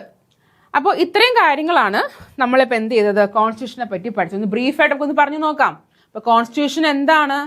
കോൺസ്റ്റിറ്റ്യൂഷൻ എന്ന് പറയുന്നത് എ സെറ്റ് ഓഫ് റൂൾസ് ആണ് അല്ലേ, ഒരു ബേസിക് റൂൾസ് ആണ്. Comes from the Latin word constituere എന്ന് പറയും. അതിൻ്റെ ഫങ്ഷൻസിൽ പ്രധാനപ്പെട്ട് പഠിക്കേണ്ടത് എന്താണ്? It limits the powers of the government, limits the government. And ഇവനെന്താണ്, ഗവൺമെന്റ് എന്ത് ചെയ്യും? ഗവൺമെന്റിന്റെ പവേഴ്സിന് അവരുടെ പവേഴ്സിന് എന്ത് ചെയ്യും? കുറച്ചൊന്ന് ലിമിറ്റ് ചെയ്യുന്നുണ്ട്. ഓക്കെ, പിന്നെ എന്താണ്, നമ്മുടെ ഇന്ത്യയിലെ സിറ്റിസൺസിൻ്റെ വേണ്ട ആവശ്യമുള്ള അവരുടെ ആവശ്യങ്ങളെല്ലാം നേടിക്കൊടുക്കുക, അവരുടെ കൺസേൺസ് എല്ലാം നേടിക്കൊടുക്കുക എന്നാണ് എന്ത് ചെയ്യുന്നത്, നമ്മുടെ കോൺസ്റ്റിറ്റ്യൂഷൻ ചെയ്യുന്നത്. ക്ലിയർ ആണല്ലോ. സോ അടുത്തതായിട്ട് നമ്മൾ ഇനി പഠിക്കാൻ പോകുന്നതാണ്, നമ്മൾ കോൺസ്റ്റിറ്റ്യൂഷൻ എന്തെന്നൊക്കെയാണെന്ന് പഠിച്ചു അല്ലേ. ഇനി നമ്മൾ ഈ കോൺസ്റ്റിറ്റ്യൂഷൻ എങ്ങനെ നമ്മുടെ ഇന്ത്യ അഡോപ്റ്റ് ചെയ്തു, നമുക്ക് എങ്ങനെയാണ് ഇന്ത്യയിൽ ഈ ഭരണഘടന വന്നതെന്ന് അറിയണ്ടേ അല്ലേ. അപ്പോൾ അതിനു മുന്നേ നമുക്ക് കുറച്ച് ചരിത്രപരമായ കുറച്ച് കാര്യങ്ങളുണ്ട്. വളരെ വളരെ ബ്യൂട്ടിഫുള്ളായിട്ട് വളരെ നല്ല രീതിയിൽ കുറച്ച് നമുക്ക് ഇങ്ങനെ എഴുതി വെച്ചിട്ടുള്ള ഒരു ചരിത്ര ഹിസ്റ്ററി, നമ്മൾ കുറച്ച് ഹിസ്റ്ററി പഠിക്കുകയാണ് കോൺസ്റ്റിറ്റ്യൂഷന് മുന്നേ. ഇതിനകത്ത് പറയുന്ന ഹിസ്റ്ററി വളരെ ബ്രീഫായിട്ട് ഞാൻ പറയുന്നുള്ളൂ. ഇതിൻ്റെ ഡീറ്റെയിൽഡ് വേർഷൻ നിങ്ങളുടെ ഇന്ത്യൻ ഹിസ്റ്ററി ക്ലാസ്സിലേക്ക് നിങ്ങൾക്ക് കിട്ടുന്നതായിരിക്കും. അതും കൂടെ പറഞ്ഞു പോയാൽ ഇന്ത്യൻ കോൺസ്റ്റിറ്റ്യൂഷൻ വളരെ വലിയൊരു ക്ലാസ്സായിട്ട് മാറും. നമുക്കത് വേണ്ട, നമുക്കിവിടെ ഭരണഘടന മാത്രം മതി. അതുകൊണ്ട് ഞാൻ വളരെ ചുരുക്കി നിങ്ങൾക്ക് ഇതിൻ്റെ കുറച്ച് പിന്നാമ്പുറ കഥകൾ പറഞ്ഞുതരാം കേട്ടോ. ഓക്കെ, ആദ്യമായിട്ട് നമുക്കറിയാം നമ്മുടെ രാജ്യത്ത് ബ്രിട്ടീഷുകാർ വന്ന കഥകളൊക്കെ നമുക്കറിയാമല്ലേ. അപ്പോൾ കുറച്ച് ഡീറ്റെയിൽ ഞാൻ കുറച്ച് കാര്യങ്ങൾ പറഞ്ഞുതരാം എങ്ങനെയാണ് കോൺസ്റ്റിറ്റ്യൂഷൻ വന്നതെന്നുള്ളത്. ബാക്ക്ഗ്രൗണ്ട് നമുക്ക് നോക്കിയാലോ. നമുക്ക് ജസ്റ്റ് ഒന്നിൻ്റെ ബാക്ക്ഗ്രൗണ്ട് നമുക്ക് നോക്കാം. പിന്നാമ്പറ കഥകൾ, ഇത് വളരെ ഹിസ്റ്ററിയാണ്, പ്യുവർലി ഹിസ്റ്ററിയാണ്. നമുക്ക് ജസ്റ്റ് ഒന്ന് നോക്കാം. The British first arrived in India in 1600 as traders through East India Company, which was granted exclusive trading rights by a charter from Queen Elizabeth I. ഇതെന്ന് പറഞ്ഞാൽ നമുക്ക് ബ്രിട്ടീഷുകാർ നമ്മുടെ ഇന്ത്യയിലേക്ക് വരുന്നത് 1600 കാലഘട്ടത്താണ് അല്ലേ. ആ സമയത്താണ് ഈ ബ്രിട്ടീഷ് ഇന്ത്യയിൽ വരുന്നത്. ആ സമയത്ത് വെറും ട്രേഡേഴ്സ്, അതായത് കച്ചവടക്കാർ, വ്യാപാരം എന്ന ഒരു പെർസ്പെക്റ്റീവ് അല്ലെങ്കിൽ വ്യാപാരം എന്ന ഒരു കാര്യം കേന്ദ്രീകരിച്ച് മാത്രമാണ് ഇന്ത്യയിലേക്ക് ബ്രിട്ടീഷുകാർ വരുന്നത്. അത് ഈസ്റ്റ് ഇന്ത്യ കമ്പനി രൂപത്തിലാണ് വരുന്നത്. ഒരു കമ്പനി ലൈക്ക് കമ്പനി, ലൈക്ക് ഒരു കമ്പനി ഇല്ലേ, അതൊരു കമ്പനി, ഈസ്റ്റ് ഇന്ത്യ കമ്പനി എന്ന രൂപത്തിലാണ് ഇന്ത്യയിലേക്ക് വരുന്നത്. ഇന്ത്യ, ചൈന എന്ന രാജ്യങ്ങളിൽ കച്ചവടം നടത്താൻ വേണ്ടിയിട്ടാണ് അവർ നമ്മുടെ ഇന്ത്യയിലേക്ക് വരുന്നത് 1600 കാലഘട്ടങ്ങളിൽ. പ്യുവർലി എന്ത് തന്നെയാണ്, കച്ചവടം എന്നൊരു ഉദ്ദേശം മാത്രത്തോടു കൂടി നമ്മുടെ ഇന്ത്യയിലേക്ക് വന്നവരാണ് ആര്, ഇവർ. പിന്നെ ഈ ഈസ്റ്റ് ഇന്ത്യ കമ്പനി ലണ്ടനിലാണ് അവർ രൂപം കൊണ്ടത്. ലണ്ടനിലാണ് അവരത് രൂപം കൊണ്ടത്. ഈസ്റ്റ് ഇന്ത്യ കമ്പനി രൂപം കൊണ്ടത് ലണ്ടനിലാണ് കേട്ടോ. അപ്പോൾ അത് കഴിഞ്ഞ് അവർ ഇന്ത്യയിലേക്ക് വന്നു. അവർക്ക് പ്യുവർലി എന്താണ്, വ്യാപാരം എന്നൊരു ചിന്ത മാത്രമായിട്ട് ഇന്ത്യയിലേക്ക് വന്ന ആൾക്കാരാണ് ഇവർ. അവർ വന്നതിന് ശേഷം അപ്പോൾ ഈ ക്യൂൻ എലിസബത്ത് എന്ത് ചെയ്തു, അവർക്ക് ഓക്കെ നിങ്ങൾക്ക് ട്രേഡ് ചെയ്യാം, നിങ്ങൾക്ക് വാണിജ്യപരമായ കാര്യങ്ങൾ അല്ലെങ്കിൽ വ്യാപാര അധികാരം അവർക്ക് ഫുള്ളി അവർക്ക് തന്നെ കൂടെ എക്സ്ക്ലൂസീവ് അവർക്ക് മാത്രമായിട്ട് കൊടുത്തു. ഓക്കെ നിങ്ങൾ ഇതൊക്കെ ചെയ്തു. നിങ്ങൾ ഈസ്റ്റ് ഇന്ത്യ കമ്പനിക്ക് ക്യൂൻ എലിസബത്ത് എന്ത് ചെയ്തു, അവർക്ക് നിങ്ങൾക്ക് ട്രേഡിംഗ് റൈറ്റ്സ് അങ്ങ് കൊടുത്തു. ഓക്കെ നിങ്ങൾ കച്ചവടം നടത്തിക്കോളൂ, ട്രേഡിംഗ് റൈറ്റ്സ് അങ്ങ് കൊടുത്തു. അങ്ങനെ ഈസ്റ്റ് ഇന്ത്യ കമ്പനി ആദ്യം അവർ ഫോക്കസ് ചെയ്തത് ഇവിടെ തന്നെ കൊമേഴ്സിന്, നമ്മുടെ വ്യാപാരം, വാണിജ്യം എന്ന കാര്യങ്ങൾ തന്നെ അവർ എന്ത് ചെയ്തു, അവർ ഫോക്കസ് ചെയ്ത് വന്നു.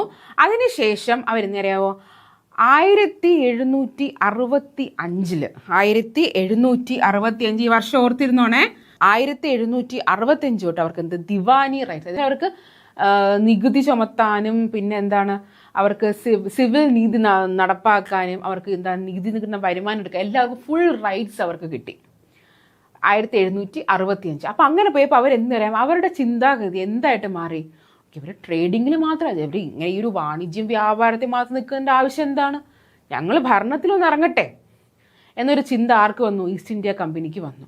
അവരെന്ത് ചെയ്യാൻ തുടങ്ങി, അവർ ഈസ്റ്റ് ഇന്ത്യ കമ്പനി എന്ത് ചെയ്യും, അവർക്ക് ഭരണത്തിൽ കൂടെ അവരെവിടെ കൊണ്ടുവച്ചു, ഈ ബംഗാൾ, ബീഹാർ, ഒറീസ എന്ന ഭാഗത്ത് അവരെന്ത് ചെയ്തു, അവർ അഡ്മിനിസ്ട്രേഷനും കൂടെ വന്നു. പ്യുവർലി എന്താണ്, അവർ തികച്ചും വ്യാപാരികളായിട്ട് വന്നവർ പിന്നെ അവർക്ക് എന്തായിട്ട് മാറി, അവർക്ക് അഡ്മിനിസ്ട്രേഷനും കൂടെ വന്നു. അത് ബ്രിട്ടീഷുകാരനാണ്, പക്ഷെ ബ്രിട്ടീഷ് അവർ ഈസ്റ്റ് ഇന്ത്യ കമ്പനി ആയിട്ടാണ്. നമുക്ക് ബ്രിട്ടീഷ് നമുക്ക് ക്രൗൺ ഉണ്ടല്ലോ, അതായത് ക്യൂൻ എലിസബത്തിൻ്റെ ഒരു ഇത് ക്രൗൺ ഉണ്ട്. പക്ഷെ അവർക്ക് ഈ ഈസ്റ്റ് ഇന്ത്യ കമ്പനിക്ക് എന്താണ് കൊടുത്തത്, അവർക്ക് ട്രേഡിംഗ് ആണ് കൊടുത്തത്. പക്ഷെ അവരത് ട്രേഡിംഗ് മാറിയിട്ട് എന്തായിട്ട് ചിന്തിച്ചു, അവർക്ക് അഡ്മിനിസ്ട്രേഷൻ, ഭരണം കൂടെ വേണം. അങ്ങനെ ഇരിക്കെ 1765 കഴിഞ്ഞിട്ട് നമുക്ക് അതിനുശേഷം അവർ ഭരണത്തിലേക്ക് ഇറങ്ങി തുടങ്ങി. ഈസ്റ്റ് ഇന്ത്യ കമ്പനി ട്രേഡിംഗ് ഒക്കെ മാറിയിട്ട് ഭരണത്തിലേക്ക് ഇറങ്ങി തുടങ്ങിയതിന് ശേഷം എന്ത് സംഭവിച്ചു, നമുക്ക് സിപ്പോയി മൂട്ടിനി വന്നു അല്ലേ. 1857 ഫസ്റ്റ് വാർ ഓഫ് ഇൻഡിപെൻഡൻസ് എന്ന് അറിയപ്പെടില്ലേ sepoy mutiny. So this marked the beginning of this transformation to territorial power following the sepoy mutiny of 1857. അവർ സിപ്പോയി മൂട്ടിനിയൊക്കെ വന്നു. അപ്പോൾ അതെല്ലാം ആ സമയം ആയപ്പോഴത്തേക്കാണ് ബ്രിട്ടീഷിൻ്റെ ഈ അധികാരത്തിരിക്കുന്നവർക്ക് മനസ്സിലായി ഈ ഈസ്റ്റ് ഇന്ത്യ കമ്പനി ഭയങ്കര കറപ്റ്റഡ് ആയിക്കൊണ്ടിരിക്കുകയാണ്. അഴിമതിയുടെ മേൽ അഴിമതിയും അവരുടെ രീതികളൊന്നും ശരിയല്ല. മൊത്തത്തിൽ എന്താണ്, അവർ ഫുള്ളും ഭയങ്കര കറപ്റ്റഡ് ആയിട്ട് അവർ പൊയ്ക്കൊണ്ടിരിക്കും, അഴിമതിയായിട്ട് പൊയ്ക്കൊണ്ടിരിക്കും. അപ്പോൾ അന്നേരം ബ്രിട്ടീഷിന് മനസ്സിലായി ഇവരിങ്ങനെ വിട്ടാൽ പറ്റത്തില്ല, ഇവരുടെ അഡ്മിനിസ്ട്രേഷൻ കുറയ്ക്കണം, അല്ലെങ്കിൽ ഇവരുടെ ഈ ഒരു ഭരണത്തിലുണ്ടാകുന്ന ഇവരുടെ ഈ അവകാശങ്ങൾ, ഈ റൈറ്റ്സ് ഒക്കെ ഇവർക്ക് മാറ്റണം എന്ന് തോന്നി തുടങ്ങി. അതിനുശേഷമാണ് ഈ സിപ്പോയി മൂട്ടിനിക്ക് ശേഷം 1858 1857 മുന്നേ വരെ ഈസ്റ്റ് ഇന്ത്യ കമ്പനി ആയിരുന്നു റൂൾ ചെയ്തിരുന്നത്, കമ്പനി റൂൾ എന്ന് പറയും. അത് കഴിഞ്ഞ ശേഷം 1858 മുതൽ ബ്രിട്ടീഷ് വന്നു, ബ്രിട്ടീഷ് ക്രൗൺ വന്നു. അത് നമ്മൾ ക്രൗൺ റൂൾ എന്ന് പറയും. കാരണം ഇതിന് ശേഷം സിപ്പോയി മൂട്ടിന് ശേഷം ബ്രിട്ടീഷർക്ക് മനസ്സിലായി ഇവരെ വിട്ടാൻ പറ്റത്തില്ല, ഇവർ അപ്പം തന്നെ അടിച്ചമർത്തിയിട്ട് ഇവരെന്ത് ബ്രിട്ടീഷുകാരങ്ങ് ഭരിക്കാൻ തുടങ്ങി. കാരണം ട്രേഡിങ്ങിന് വന്ന കുറച്ച് ആൾക്കാർ ഭരണം കാഴ്ചവെച്ചപ്പോൾ അവിടെ ഫുൾ കറപ്ഷൻ വന്നു. മനസ്സിലായോ? സോ നമുക്ക് പിന്നെ അവർ 1858 മുതൽ പിന്നെ അങ്ങോട്ട് നമ്മുടെ സ്വാതന്ത്ര്യം കിട്ടുന്നത് വരെ പിന്നെ ആരായിരുന്നു ഇന്ത്യ ഭരിച്ചിരുന്നത്? British crown. അപ്പോൾ with independence came a necessity for a constitution. അപ്പോൾ നമുക്ക് അതിനുവേണ്ടി കോൺസ്റ്റിറ്റ്യൂന്റ് അസംബ്ലി ഉണ്ടായിട്ടുണ്ട്. ലൈക്ക് അപ്പോൾ നമുക്ക് ഇങ്ങനെയാണ് മനസ്സിലാവുന്നത്. ഈസ്റ്റ് ഇന്ത്യ കമ്പനി വന്നു, അവർ ട്രേഡേഴ്സായിട്ട് വന്നു, അത് കഴിഞ്ഞ് അവർ അഡ്മിനിസ്ട്രേഷനിലേക്ക് ഇറങ്ങി, ഭരിക്കാൻ ഇറങ്ങി തുടങ്ങി. പിന്നെ അവർ കറപ്റ്റഡായി. പിന്നെ സിപ്പോയ് മൂട്ടിനി വന്നു. സിപ്പോയ് മൂട്ടിനി വന്നപ്പോഴത്തേക്കാണ് അവരെ കറപ്ഷൻ എല്ലാം വെളിയിൽ വന്നത്. കാരണം ഇവരുടെ അധികാരത്തിൽ നിന്ന് ലൈക്ക് ഈസ്റ്റ് ഇന്ത്യ കമ്പനി ഭരിച്ചു തുടങ്ങിയപ്പോൾ ഒട്ടനവധി പ്രശ്നങ്ങൾ പല ഗ്രൂപ്പുകാർ നേരിട്ടു. അതിലൊന്നായിട്ടാണ് അവർ സിപ്പോയ് മൂട്ടിന് തന്നെ വന്നത്. ഫസ്റ്റ് വാർ ഓഫ് ഇൻഡിപെൻഡൻസ് എന്നറിയപ്പെടും. അപ്പോൾ അങ്ങനെ ഒന്നും ബ്രിട്ടീഷ് ക്രൗണിന് മനസ്സിലായി ഇങ്ങോട്ട് ശരിയാവത്തില്ല. അവരെന്ത് ചെയ്തു? ഈസ്റ്റ് ഇന്ത്യ കമ്പനിയെ മാക്സിമം മാറ്റിയിട്ട് ബ്രിട്ടീഷ് ക്രൗൺ വന്നു. പിന്നെ അവർ തന്നെ നമുക്ക് ഇൻഡിപെൻഡൻസ് വരെ അവർ ഭരിച്ചു. അത് കഴിഞ്ഞ ശേഷം നമുക്ക് കോൺസ്റ്റിറ്റ്യൂന്റ് അസംബ്ലി വന്നു, കോൺസ്റ്റിറ്റ്യൂഷൻ വന്നു, എക്സെട്ര. അത് നമ്മൾ അടുത്ത ക്ലാസ്സിൽ പഠിക്കും. ഇതൊരു ബാക്ക്ഗ്രൗണ്ട് പറയുകയാണ് ഞാൻ. ഇത് കുറച്ച് ഹിസ്റ്ററിയാണ്, ഡീറ്റെയിൽഡ് ആയിട്ട് നിങ്ങൾ ഇന്ത്യൻ ഹിസ്റ്ററിയിൽ പഠിക്കും. ഇത് ജസ്റ്റ് ഒരു വേഗമായിട്ട് ഒരു കാര്യം പറഞ്ഞു തരുന്നതാണ്. അപ്പം എന്ത് പറ്റി? ഈ കോൺസ്റ്റിറ്റ്യൂന്റ് അസംബ്ലി വന്നു, നമുക്ക് കോൺസ്റ്റിറ്റ്യൂഷനൊക്കെ നമുക്ക് വന്നു കഴിഞ്ഞു. അപ്പോൾ നമുക്കിവിടെ പഠിക്കാൻ 2 കാര്യങ്ങളുണ്ട്. കുറച്ച് നാൾ ആരായിരുന്നു? കമ്പനി ഭരിച്ചു. കുറച്ച് നാൾ ആര് ഭരിച്ചു? നമ്മുടെ ബ്രിട്ടീഷ് ക്രൗൺ ഭരിച്ചു. ബ്രിട്ടീഷ് ക്രൗൺ ഭരിച്ച് നമുക്ക് ലാസ്റ്റ് എന്ത് കിട്ടി? നമുക്ക് സ്വാതന്ത്ര്യം വരെ അവരുണ്ടായിരുന്നു. അപ്പം നമുക്കിവിടെ 2 കാറ്റഗറിയിൽ കുറച്ച് കാര്യങ്ങൾ പഠിക്കാനുണ്ട്. സോ ഇതിൽ പറയുന്നത് വേറെ ഒന്നുമില്ല. ഈ ഒരു however many elements of India's constitutional political system have their origins in the British colony. നമുക്ക് നമ്മുടെ കാര്യങ്ങൾ നമ്മുടെ ഇന്ത്യൻ കോൺസ്റ്റിറ്റ്യൂഷനിലെ പല കാര്യങ്ങളും ബ്രിട്ടീഷിന്റെ അഡ്മിനിസ്ട്രേഷനിൽ നിന്ന് വന്നിട്ടുള്ള കാര്യങ്ങളാണ്. കമ്പനിയിൽ നിന്ന് നമ്മൾ കുറച്ച് കാര്യങ്ങൾ എടുത്തിട്ടുള്ളൂ. So several key developments during British rule laid the legal and administrative foundation for governance in India. British ഭരിച്ചതിന് ശേഷം ബ്രിട്ടീഷിന് കുറച്ച് കാലം എടുത്തിട്ടുണ്ട്. നമ്മുടെ ഇന്ത്യൻ റെയിൽവേ, ടെലിഗ്രാഫ്, ഇതെല്ലാം നമ്മുടെ ഈ ബ്രിട്ടീഷിന്റെ കാലത്ത് നമുക്കുണ്ടായ കുറെ ഡെവലപ്മെന്റ്സ് ആണ് അല്ലേ. So these historical milestones specifically shape the structure of our present constitution and polity. For clarity, they are presented chronologically under 2 main phases. ഒന്നെന്ന് പറയുന്നത് കമ്പനി റൂൾ, രണ്ടെന്ന് പറയുന്നത് ക്രൗൺ റൂൾ. അപ്പോൾ ഈസ്റ്റ് ഇന്ത്യ കമ്പനി ഭരിച്ചിരുന്ന കാലത്തുണ്ടായിരുന്ന കുറച്ച് rules ഉണ്ട്, കുറച്ച് acts ഉണ്ട്. അതിനുശേഷം ബ്രിട്ടീഷ് സമയത്ത് കുറച്ച് വന്ന കുറച്ച് ആക്ട്സ് ഉണ്ട്, റൂൾസ് ഉണ്ട്. ക്ലിയർ ആണല്ലോ? അപ്പോൾ കുറച്ച് കാര്യങ്ങളുണ്ട്. അപ്പോൾ ഞാൻ ഒന്നുകൂടെ പറഞ്ഞു തരികയാണ്. ഈസ്റ്റ് ഇന്ത്യ കമ്പനി നമ്മുടെ ബ്രിട്ടീഷ് 1600 കാലഘട്ടങ്ങളിൽ എന്തായിട്ട് വന്നു? ട്രേഡേഴ്സായിട്ട് വന്നു.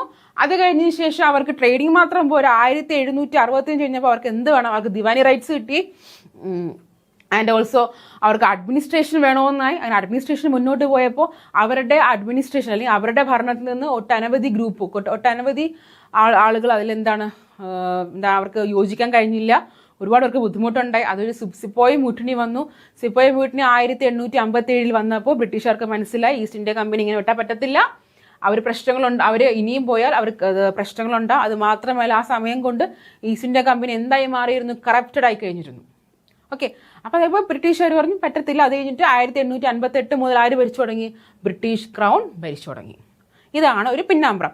ബ്രിട്ടീഷ് ക്രൗൺ ഭരിച്ചു തുടങ്ങി വന്ന് അതിൽ നിന്ന് കുറേ കാര്യങ്ങൾ ഇൻസ്പയർ ചെയ്ത് നമ്മൾ അവസാനം സ്വാതന്ത്ര്യത്തിലേക്ക് എത്തുമ്പോൾ നമുക്ക് എന്ത് കിട്ടുന്നുണ്ട്? നമ്മൾ കോൺസ്റ്റിറ്റ്യൂഷനും ഉണ്ടാക്കിയിട്ടുണ്ട്. അപ്പോൾ ഇതിനകത്ത് ഈ കമ്പനി റൂൾ നമ്മൾ കുറച്ച് ഇന്നത്തെ ക്ലാസ് കമ്പനി റൂളിനെ കുറിച്ചാണ്. കുറച്ച് ആക്ട്സ് പഠിക്കുന്നുണ്ട് നമ്മൾ, കുറച്ച് ആക്റ്റുകൾ. അത് ഇമ്പോർട്ടൻ്റ് ആണോ എന്ന് ചോദിച്ചാൽ ഇമ്പോർട്ടൻ്റ് ആണ്. മുൻകാല PSC പരീക്ഷകളിൽ അതിന് സ്ഥിരമായ ചോദ്യങ്ങൾ വന്നുകൊണ്ടേയിരുന്നു. എന്നാൽ കുറച്ച് നാളായിട്ട് നമ്മൾ കാണുന്നില്ല. പക്ഷെ നമുക്ക് എന്ന് പറഞ്ഞ് വിടാൻ പറ്റുമോ? ഇല്ല. ഇനി ചോദിച്ചുവിടാവുകയും ഇല്ല. ഓക്കെ. അപ്പോൾ കേരള PSC നമുക്ക് ചോദിക്കാൻ ചാൻസ് ഉണ്ട്. പോരാഞ്ഞ് PSC മാത്രമല്ല മറ്റേത് കോമ്പറ്റേറ്റീവ് എക്സാമിനേഷൻ എന്ത് ചെയ്ത് ചോദ്യങ്ങൾ വന്നുകൊണ്ടിരുന്നതാണ്. പിന്നെ UPSCയിലൊക്കെ സ്ഥിരമായി UPSC സിവിൽ സർവീസ് പ്രിലിംസിനൊക്കെ സ്ഥിരമായി ചോദ്യങ്ങൾ വരുന്ന ഏരിയയുമാണ്. SSC ചോദിക്കാറുണ്ട്, പിന്നെ റെയിൽവേ ചോദിക്കാറുണ്ട്, PSCയും ചോദിച്ചുകൊണ്ടിരുന്നു. ഇപ്പോൾ 2-3 വർഷമായിട്ട് കാണുന്നില്ല. എന്ന് പറഞ്ഞ് വിടാൻ പറ്റും. നമ്മൾ പഠിക്കാൻ വിടുമ്പോഴേക്കും അവർ ക്വസ്റ്റ്യൻ ചോദിക്കുന്നത് അല്ലേ. അപ്പം നമുക്ക് ഒരിക്കലും എന്ത് ചെയ്യാൻ പറ്റില്ല? വേണ്ടാന്ന് പറഞ്ഞ് കളയാൻ പറ്റില്ല. ഓക്കെ അല്ലേ? അപ്പോൾ നമുക്ക് ഇന്നത്തെ ക്ലാസ്സിൽ നമുക്ക് കുറച്ച് ഇവരുടെ ഈസ്റ്റ് ഇന്ത്യ കമ്പനി ഭരിച്ചിരുന്ന സമയത്തുള്ള കുറച്ച് റൂൾസ് നമുക്ക് നോക്കാം. അപ്പോൾ 1765 മുതലാണ് അവർ തുടങ്ങിയത് അല്ലേ ഭരണം. അപ്പോൾ ഫസ്റ്റ് ആക്ട് വരുന്നത് തന്നെ 1773 1773. ഫസ്റ്റ് വരുന്നതാണ് റെഗുലേറ്റിംഗ് ആക്ട് 1773. അടുത്തത് പിറ്റ്സ് ഇന്ത്യ ആക്ട് 1784, അടുത്തത് amending act 1786, chartered act 1793, chartered act 1813, chartered act 1833 and chartered act 1853. ഇത്രയും ആക്റ്റുകളുണ്ട് കമ്പനി റൂളിൻ്റെ സമയത്ത്. ഇതൊക്കെ പഠിക്കണമെന്ന് ചോദിച്ചാൽ ഉറപ്പായിട്ട് ഞാൻ പറയും പഠിച്ചിരിക്കണം. ഇതിൽ ഒട്ടനവധി ഇമ്പോർട്ടൻ്റ് ആയിട്ടുള്ള കാര്യങ്ങളുണ്ട്. അപ്പോൾ ആക്ടിലേക്ക് എത്തുന്നതിന് മുമ്പ് ഞാൻ നിങ്ങൾക്കൊരു കാര്യം പറയും. ഞാൻ ഇതിൽ പല ആക്റ്റും ഇമ്പോർട്ടൻ്റ് ആണ്, ഇതിൽ പറയുന്ന പല പോയിന്റ്സും ഇമ്പോർട്ടൻ്റ് ആണെന്ന് പറയുന്നത് നിങ്ങൾ കൃത്യമായിട്ട് നോട്ട് ഡൗൺ ചെയ്ത് വയ്ക്കുക. കാരണം ചോദ്യങ്ങൾ പലതവണ പല മത്സര പരീക്ഷകളിലായിട്ട് റിപ്പീറ്റ് ചെയ്ത് വന്ന ചോദ്യങ്ങളാണ് ഞാൻ നിങ്ങളോട് പറയുന്നത്. ഇത് ഇമ്പോർട്ടൻ്റ് ആണ്, PSCക്കും പലതവണ ചോദിച്ച ചോദ്യങ്ങളാണ്. അതെല്ലാം നിങ്ങൾ കൃത്യമായി നോട്ട് ചെയ്ത് വെക്കണം. അത് നമുക്ക് ചോദിക്കാം. നാളെ നിങ്ങളുടെ മുന്നിൽ ഇരുന്നൊരു ചോദ്യം പ്രത്യക്ഷപ്പെട്ടാൽ അയ്യോ ഞാനിത് പഠിച്ചിട്ടില്ല എന്ന് മാത്രം നിങ്ങൾ പറയേണ്ട ഇടവരാതിരിക്കാനാണ് ഞാൻ പറയുന്നത്. ഓക്കെ, ഞാൻ ആദ്യം തുടക്കത്തിലേ പറഞ്ഞതുപോലെ നിങ്ങളുടെ 5 മാർക്ക് ഞാൻ നിങ്ങൾക്ക് നേടി തന്നിരിക്കും, ഞാൻ ഗ്യാരണ്ടി കേട്ടോ. So first one, regulating act of 1773. This act was great constitutional importance because it was the first step taken by the British government to control and regulate the affairs of the East India Company in India. അതായത് 1765 തൊട്ട് അവർ ഭരിച്ചു തുടങ്ങിയതിന് ശേഷം കറപ്ഷനും കാര്യങ്ങളൊക്കെ തുടങ്ങിയായിരുന്നു. എന്നാണോ east India company administration തുടങ്ങിയായിരുന്നു. അപ്പോൾ അന്നേരം British government മനസ്സിലായി ഇവർ ഇങ്ങനെ വിട്ടാൽ പറ്റത്തില്ല. അപ്പം ബ്രിട്ടീഷ് ഗവൺമെൻറ് ആദ്യമേ ഒരു രീതിയിൽ വന്നു തുടങ്ങിയത്. കമ്പനി റൂൾ ചെയ്ത സമയത്ത് ഈ ഒരു ആക്ട് വന്നിട്ടുണ്ടായിരുന്നു. അതായത് ബ്രിട്ടീഷ് ഗവൺമെൻറ് ആദ്യമായി എടുത്തത് first step taken is very important. First step taken by the British government to control and regulate the affairs of the East India Company. East India കമ്പനിയെ ഒരു പിടി പിടിക്കാൻ, അല്ലേ, ഒരു പിടി പിടിക്കാൻ വേണ്ടി ഒന്ന് കൺട്രോൾ ചെയ്യാൻ, അവരുടെ കാര്യങ്ങളൊക്കെ ഒന്ന് റെഗുലേറ്റ് ചെയ്യണം. ഇവരിങ്ങനെ വിട്ടാൽ പറ്റത്തില്ല എന്നും പറഞ്ഞുകൊണ്ട് ആദ്യത്തെ സ്റ്റെപ്പ് എടുത്ത ആക്റ്റാണ് എന്ത്, റെഗുലേറ്റിംഗ് ആക്ട് 1773. നമുക്കിനി അടുത്ത നോക്കാം. It recognised four the first time the political and administrative functions of the company. ആദ്യമായിട്ട് ഇത് റെക്കഗ്നൈസ് ചെയ്തു ഫസ്റ്റ് ടൈം. എന്താണ് അവരുടെ political administrative functions of the company. ഈ ഒരു ആക്ട് മനസ്സിലാക്കിയത് ഓക്കെ, കമ്പനിക്ക് ഈസ്റ്റ് ഇന്ത്യ കമ്പനി ഇപ്പോൾ ട്രേഡിങ് മാത്രമല്ല അവർ പൊളിറ്റിക്കൽ അഡ്മിനിസ്ട്രേറ്റീവ് ഫങ്ഷൻസും കൂടെ ഉണ്ട് എന്ന് മനസ്സിലാക്കിയത്. Okay, it laid the foundations of the central administration in India. ഈ ഒരു ആക്ട് വഴി ഇപ്പം ഇന്ത്യയിലൊരു സെൻട്രൽ അഡ്മിനിസ്ട്രേഷൻസ് എന്ത് കൊണ്ടുവന്നിട്ടുണ്ട്, ഈ ഒരു ആക്ട് വഴി ബ്രിട്ടീഷിന് കൊണ്ടുവരാൻ പറ്റിയിട്ടുണ്ട്. ഓക്കെ, അപ്പോൾ ഇത്രയാണ് ഇതിൻ്റെ ഒരു ചെറിയൊരു ഇമ്പോർട്ടൻ്റ് ആയിട്ടുള്ള ചെറിയൊരു ഗ്ലാൻസ്. അടുത്ത നോക്കാം. വളരെ ഇമ്പോർട്ടൻ്റ് ആയിട്ടുള്ള ഒരു ഫീച്ചറാണ്. It designated the governor of Bengal as the governor general of Bengal. ഇത് വളരെ ഇമ്പോർട്ടൻ്റ് ആണ്, നല്ലോണം മാർക്ക് ചെയ്ത് വെച്ചോ. Very important. എന്ത് ചെയ്തു, ഗവർണർ ഓഫ് ബംഗാളിനെ എന്താക്കി മാറ്റി, ഗവർണർ ജനറൽ ഓഫ് ബംഗാൾ ആയിട്ട് മാറ്റി. അപ്പം ഈ റെഗുലേറ്റിംഗ് ആക്ട് ഓഫ് 1773 വന്ന ആദ്യത്തെ മാറ്റം എന്താണ്, ഫീച്ചർ എന്താ പറയുന്നത്, മാറ്റം എന്താണ്, ഗവർണർ ഓഫ് ബംഗാളിനെ ഗവർണർ ജനറൽ ഓഫ് ബംഗാൾ ആക്കി മാറ്റി. And also created an executive council of 4 members to assist him. ഇദ്ദേഹത്തെ അസിസ്റ്റ് ചെയ്യാൻ ഒരു എക്സിക്യൂട്ടീവ് കൗൺസിൽ ഉണ്ടാക്കി. അതിൽ 4 മെമ്പർ ഉണ്ടായിട്ടുണ്ട്. So first such governor general was Lord Warren Hastings. അപ്പോൾ ആദ്യത്തെ ഗവർണർ ജനറൽ ഓഫ് ബംഗാൾ എന്ന് പറയുന്നത് ആരെയാണ്, ലോർഡ് വാരൻ ഹാസ്റ്റിങ്സ്. ഓക്കെ, നമുക്കിനി അടുത്ത് നോക്കാം. Governors of Bombay and Madras were placed under the authority of governor general of Bengal. ഇതൊക്കെ ഇമ്പോർട്ടൻ്റ് ആണ് കേട്ടോ. അതായത് ബോംബെ ഗവർണർ അല്ലെങ്കിൽ ബോംബെ മദ്രാസിലെ ഗവർണേഴ്സിനെ അവരെന്ത് ചെയ്തു, ഗവർണർ ജനറൽ ഓഫ് ബംഗാളിന്റെ അധീനതയിൽ കൊണ്ടുവന്നു. അപ്പോൾ അവരുടെ എന്ത് ചെയ്തു, അവർ ഈ ഈസ്റ്റ് ഇന്ത്യ കമ്പനി ഭയങ്കര ഒട്ടോണമി ആയിട്ട് അവരിങ്ങനെ ഭരിച്ചുകൊണ്ടിരുന്ന സമയത്ത് എന്ത് ചെയ്തു, ഇങ്ങനെ കൊണ്ടുവന്ന പറയുന്നത് അവരുടെ ഒരു ഓട്ടോണമി, അവരുടെ ഒരു അവകാശം എന്ത് ചെയ്തു, നഷ്ടം ആയി. ഓക്കെ, അടുത്തത് this is also very important. ഈ ക്വസ്റ്റ്യനും ഇതും പലതവണ പരീക്ഷിച്ച ക്വസ്റ്റ്യൻസ് ആണ്. നമ്മുടെ PSC, UPSC, റെയിൽവേ, RRB ഇതിലൊക്കെ സ്ഥിരമായിട്ട് ചോദിക്കുന്ന ഒരു ഏരിയ ആണ് കേട്ടോ. അപ്പോൾ നമുക്ക് ഒരു വടിക്ക് 3 പക്ഷി അല്ലേ. അപ്പോൾ നിങ്ങൾ ഇതിന് പഠിക്കുമ്പോൾ നിങ്ങൾക്ക് 3 എക്സാം എന്ത് ചെയ്യാൻ പറ്റും, ക്രാക്ക് ചെയ്യാൻ പറ്റും. അപ്പോൾ അടുത്ത് നോക്കിയിടാം. Supreme Court was established in Calcutta in 1774 with 1 Chief Justice and 3 other judges. അപ്പം സുപ്രീം കോർട്ട് എസ്റ്റാബ്ലിഷ് ചെയ്തത് ഏത് ആക്ടിലാണ്? കൽക്കട്ടയിലാണ് സുപ്രീം കോർട്ട് എസ്റ്റാബ്ലിഷ് ചെയ്തത് 1774. ഏത് ആക്ട് ആയിരുന്നു? Regulating act of 1773. ക്ലിയർ ആണല്ലോ. And also it barred company servants, കമ്പനിയിലെ ആൾക്കാരെടുത്ത് company servants from engaging in private trade or accepting gifts or bribes from the locals. കാരണം അവരുടെ അവരെ ഈ ബ്രൈബറിയും കറപ്ഷനും മനസ്സിലാക്കിയപ്പോഴാണ് ബ്രിട്ടീഷ് എന്ത് ചെയ്തത്, ഈ കമ്പനി റൂള്, കമ്പനിയുടെ ആ ഒരു അവകാശം അല്ലെ കമ്പനിയുടെ പവേഴ്സിനെ അവരെന്ത് ചെയ്ത് കട്ട് ഡൗൺ ചെയ്തിട്ട് ബ്രിട്ടീഷുകാർ എന്ത് ചെയ്ത് ഭരിക്കാൻ വേണ്ടി പോയി തുടങ്ങിയത് അല്ലേ. അപ്പോൾ ഇതെന്ത് പറഞ്ഞു, അവരെ ഈ ഒരു ആക്ട് എന്ത് ചെയ്തു, കമ്പനി സർവൻസിൻ്റെ അടുത്ത് പറഞ്ഞു നിങ്ങൾ പ്രൈവറ്റ് ട്രേഡ് നടത്താൻ പാടില്ല, പിന്നെ നിങ്ങൾ ഗിഫ്റ്റും ബ്രൈബ്സും ഒന്നും ലോക്കൽസ് ഒന്നും മേടിക്കാൻ പറ്റും, നമ്മൾ സാധാരണ കൊടുക്കില്ല, ചുമ്മാ ഇത് ഇരിക്കട്ടെ സാറേ ഒന്നും കൊടുക്കില്ല, അതൊന്നും വേണ്ട എന്ന് ആര് പറഞ്ഞിട്ടുണ്ട്? അവർക്ക് ഈ ബ്രിട്ടീഷ് ഗവൺമെൻറ് എന്ത് ചെയ്തു, കമ്പനീസിനെ വാൺ ചെയ്തു, ഇതിൽ ഫുൾ കംപ്ലീറ്റ്ലി ബാൻ ചെയ്തു, ചെയ്യാൻ പാടില്ല എന്ന രീതിയിലാക്കി. അപ്പം ഈ ഒരു കാര്യം വന്നതും ഏത് ആക്ടിലാണ്? Regulating act of 1773. ഓക്കെ ആണോ? ക്ലിയർ ആണല്ലോ. അടുത്തത്, it increase the British government oversight by mandating that the company's court of directors submit regular reports on its revenue, civil and military affairs. മനസ്സിലായോ? അതായത് ഈ ബ്രിട്ടീഷ് പറഞ്ഞു കമ്പനിയുടെ ഡയറക്ടേഴ്സ് അവരുടെ ഇതിനെക്കുറിച്ചുള്ള റിപ്പോർട്ട്സ് കൃത്യമായിട്ട് സബ്മിറ്റ് ചെയ്യണം. ഇപ്പം നിങ്ങൾ ഇത് വരുന്ന റവന്യൂ കാര്യങ്ങളാണെങ്കിൽക്കോട്ടെ, സിവിൽ കാര്യങ്ങളായിക്കോട്ടെ, മിലിറ്ററി കാര്യങ്ങളായിക്കോട്ടെ, കൃത്യമായിട്ട് സബ്മിറ്റ് ചെയ്യണം. ഇപ്പം ഇതുവഴി അവർക്ക് എന്തെങ്കിലും സ്ക്രൂട്ടിനി അല്ലേ, ഇതുവഴി ബ്രിട്ടീഷ് ഗവൺമെൻറ് സ്ക്രൂട്ടിനി നടത്താൻ പറ്റും അല്ലേ, കാരണമൊക്കെ മനസ്സിലാക്കാനും തീരുമാനം എടുക്കാൻ പറ്റും. അപ്പോൾ ഇതൊരു ഫസ്റ്റ് സ്റ്റെപ്പ്. ശരിക്കും എന്തുകൊണ്ടും ഇത്രയും കാര്യങ്ങൾ പഠിക്കാൻ നിങ്ങൾക്ക് മനസ്സിലായി എന്തുകൊണ്ടും ബ്രിട്ടീഷ് ഗവൺമെന്റിന്റെ ഒരു ഫസ്റ്റ് സ്റ്റെപ്പ് തന്നെയാണ് അല്ലേ, first step taken by the British government. Clear ആണോ? അപ്പോൾ next is amending act of 1781 ആണ്. അപ്പോൾ റെഗുലേറ്റിംഗ് ആക്ട് ഓഫ് 1773 ഫിനിഷ് ആയിട്ടുണ്ട്. അപ്പോൾ the first step taken by the British government ആണ് അല്ലേ. ഗവർണർ ജനറൽ ഓഫ് ബംഗാൾ ആയിട്ട് മാറിയിട്ടുണ്ട്. കമ്പനിയിലുള്ള സെർവൻസിനോട് ഒന്ന് ബ്രൈബ്സും ഗിഫ്റ്റൊന്നും മേടിക്കരുതെന്ന് പറഞ്ഞിട്ടുണ്ട്. Supreme Court of Calcutta 1774 establish ചെയ്ത്. അങ്ങനെ ഒറ്റനവധി കുറച്ച് പ്രധാനപ്പെട്ട കാര്യങ്ങൾ. First step taken by British government to regulate and control the affairs of the East India Company അല്ലേ. അങ്ങനെ കുറച്ച് വളരെ പ്രധാനപ്പെട്ട കുറച്ച് കാര്യം നമ്മൾ പഠിച്ചു കഴിഞ്ഞു.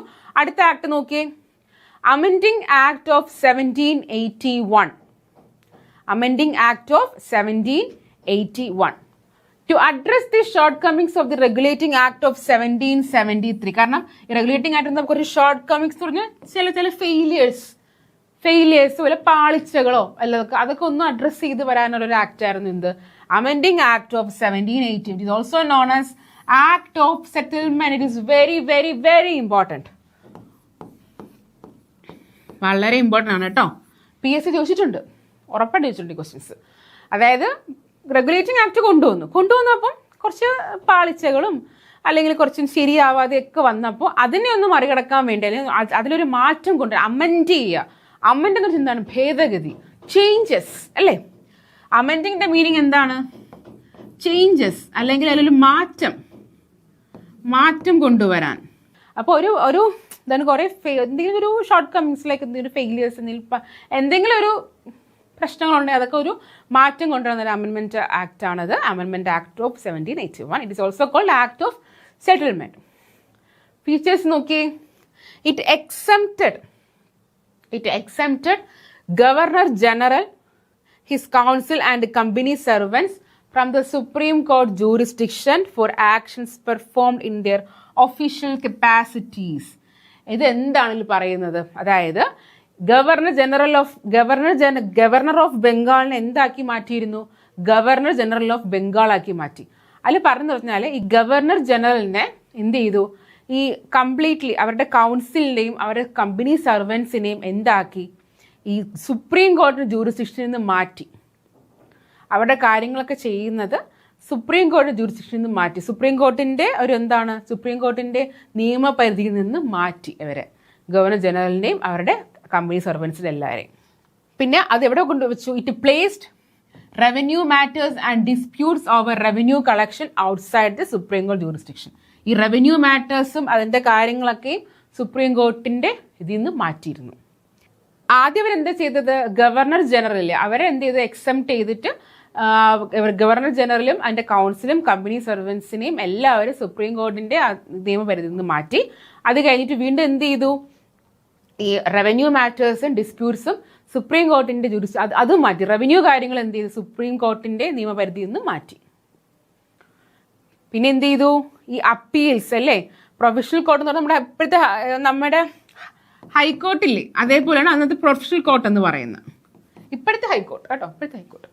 ഈ പ്രൊഫഷണൽ കോർട്സ് അല്ലെങ്കിൽ ഈ അപ്പീൽ, പ്രൊഫഷണൽ കോടതിയിൽ നിന്ന് വരുന്ന അപ്പീൽസ് അല്ലേ, അതിനെല്ലാം സുപ്രീം കോടതിയുടെ ഇതിലേക്കല്ല മാറ്റിയത്, ഗവർണർ ജനറലിൻ്റെ കൗൺസിലിലേക്ക് മാറ്റി. അവിടെയായിരിക്കും അതിൻ്റെ തീരുമാനങ്ങൾ എടുക്കുന്നത്. പിന്നെ it granted the governor general in council the authority to establish regulations for the professional courts and council. അപ്പം ഇത് ആർക്ക് കൊടുത്തു? ഗവർണർ ജനറലിന് കൊടുത്തു കംപ്ലീറ്റ്ലി ഇതിൻ്റെ തീരുമാനങ്ങൾ എടുക്കാൻ. സുപ്രീം കോടതിക്കായിരുന്നു, പക്ഷെ മാറി ഇപ്പോൾ ആർക്ക് കൊടുത്തു? ഗവർണർ ജനറലിന് ഈ പ്രൊഫഷണൽ കോർട്ടുമായി ബന്ധപ്പെട്ട എല്ലാ കാര്യങ്ങളുടെ തീരുമാനം എടുക്കാനും അതിൻ്റെ റെഗുലേറ്റ് ചെയ്യാനുള്ള അവകാശം ഇവർക്ക് കൊടുത്തു. ഓക്കെ, ഇതിന്ന് പഠിക്കേണ്ടത് ഈ ഒരു ആക്ടിൻ്റെ സെറ്റിൽമെൻറ്റ് ഏതാണ് പറയുന്നതാണ് ഇമ്പോർട്ടൻ്റ് ആയിട്ട് വരുന്നത്. പിന്നെ ഉള്ളത് ഈ കാര്യം ഇത് ചോദിച്ചിട്ടുണ്ട് പരീക്ഷയ്ക്ക് കേട്ടോ. ഓക്കെ ആണ്. അപ്പോൾ നമ്മളിപ്പോൾ റെഗുലേറ്റിംഗ് ആക്ട് പഠിച്ചു, അമെൻഡിങ് ആക്ടും പഠിച്ചു. നമുക്കിനി അടുത്ത നോക്കാം. William Pitt. അപ്പോൾ ഇദ്ദേഹത്തിനെ കണ്ടപ്പോൾ നിങ്ങൾക്ക് തോന്നിക്കണം ഇത് ഏത് ആക്ട് ആയിട്ടാണ്? Pitt's India Act 1784. Pitt's India Act 1784 ആണ്. പിറ്റ്സ് ഇന്ത്യ ആക്ട് നമ്മൾ East India Company Act of 1784 എന്നും പറയാറുണ്ട്. ഓക്കെ, 1784 എന്നും പിറ്റ്സ് ഇന്ത്യ ആക്ടിനെ പറയാറുണ്ട്. East India Company Act of 1784 എന്നും പറയാറുണ്ട്. ഓക്കെ, പിറ്റ്സ് ഇന്ത്യ ആക്ടിന് എന്ത് പറയാറുണ്ട്? East India Company Act of 1784 എന്ന് പറയാറുണ്ട്. അടുത്തത്, the act was enacted to directly address the shortcomings of the Regulating act of 1784. ഇതും ഈ അമെൻഡിങ് ആക്ട് ഉണ്ടായിരുന്നു, പക്ഷേ ഈ ഒരു ആക്ട് പിറ്റ്സ് ഇന്ത്യ ആക്ടാണ് കൂടുതലായിട്ടും പറയുന്നത്. ഈ ഒരു ആക്ട് നമ്മുടെ റെഗുലേറ്റിംഗ് ആക്ട് ഓഫ് 1773 വന്നിരുന്ന ഷോർട്ട് കമ്മിങ്സ്, ഫെയിലിയേഴ്സോ പാളിച്ചകളോ അതിൻ്റെ എന്ത് ചെയ്യണം, അതിനെ അഡ്രസ്സ് ചെയ്യാൻ വേണ്ടി വന്ന ഒരു ആക്റ്റാണ്. ദ ബ്രിട്ടീഷ് പ്രൈം മിനിസ്റ്റർ ആരായിരുന്നു? William Pitt. വില്യം പിറ്റാണ് ഇതിൻ്റെ സമയത്ത് ബ്രിട്ടീഷ് പ്രൈം മിനിസ്റ്റർ ആയിരുന്നത്, William Pitt. This is very important. Governor general at the time the Pitt India act was passed by Warren Hastings. Warren Hastings. അപ്പോൾ Warren Hastings ആണ് ആര്? ആദ്യത്തെ governor general at the time of Pitt's India act ആരായിരുന്നു? Warren Hastings. So features of Pitt's India act നമുക്ക് നോക്കാം. First എന്ന് പറഞ്ഞാൽ it separated the commercial and political functions of the company. അല്ലേ, ഇത് എന്ത് ചെയ്തു? Commercial and political functions of the company. Pitt's India act first എന്താ ചെയ്തത്? അവരുടെ ഈ ട്രേഡിംഗ് പരമായിട്ടുള്ള കാര്യങ്ങളും അവരുടെ പൊളിറ്റിക്കൽ കാര്യങ്ങളും തമ്മിൽ എന്ത് ഒരു വേർതിരിവ് കൊണ്ടുവന്നു. പിന്നെ court of directors was given control over commercial affairs. Court of director കൊണ്ടുവന്നു കൊമേഴ്ഷ്യൽ അഫയേഴ്സിലും. പിന്നെ അടുത്ത ബോഡി ഓഫ് കൺട്രോൾ എന്ത് കൊണ്ടുവന്നു? പൊളിറ്റിക്കൽ അഫയേഴ്സും മാനേജ് ചെയ്യാൻ, political affairs. So court of director CDC. പിന്നെ body of control BCP. Political affairs അല്ലേ, political affairs control ചെയ്യാൻ വേണ്ടിയിട്ട് ബോർഡ് ഓഫ് കൺട്രോളും പിന്നെ കമേഴ്ഷ്യൽ കാര്യങ്ങൾ കൺട്രോൾ ചെയ്യാൻ വേണ്ടിയിട്ട് കോർട്ട് ഓഫ് ഡയറക്ടേഴ്സിനെ അവരെന്ത് ചെയ്ത് കൊണ്ടുവന്നു. രണ്ട് ബോഡി അവരെന്ത് ചെയ്ത് ക്രിയേറ്റ് ചെയ്തു കേട്ടോ. അടുത്തത്, the board of control was granted the authority to oversee and direct all civil and military operations as well as revenue administration of the British territories in India. Board of control എന്തൊക്കെ കൊണ്ടുവന്നിട്ടുണ്ടായിരുന്നു? അവര് civil, military, revenue എല്ലാ കാര്യങ്ങളും ആരായിരിക്കും നോക്കിയിരുന്നത്? Board of control. അപ്പൊ ഇതിൽ നിന്ന് പഠിക്കേണ്ട ഒരു കാര്യം എന്ന് പറയുന്നത് ദിസ് വൺ, സെപ്പറേറ്റ് ചെയ്തു ഈ രണ്ട് ബോഡീസിന്റെ പേരും പഠിക്കണം കേട്ടോ.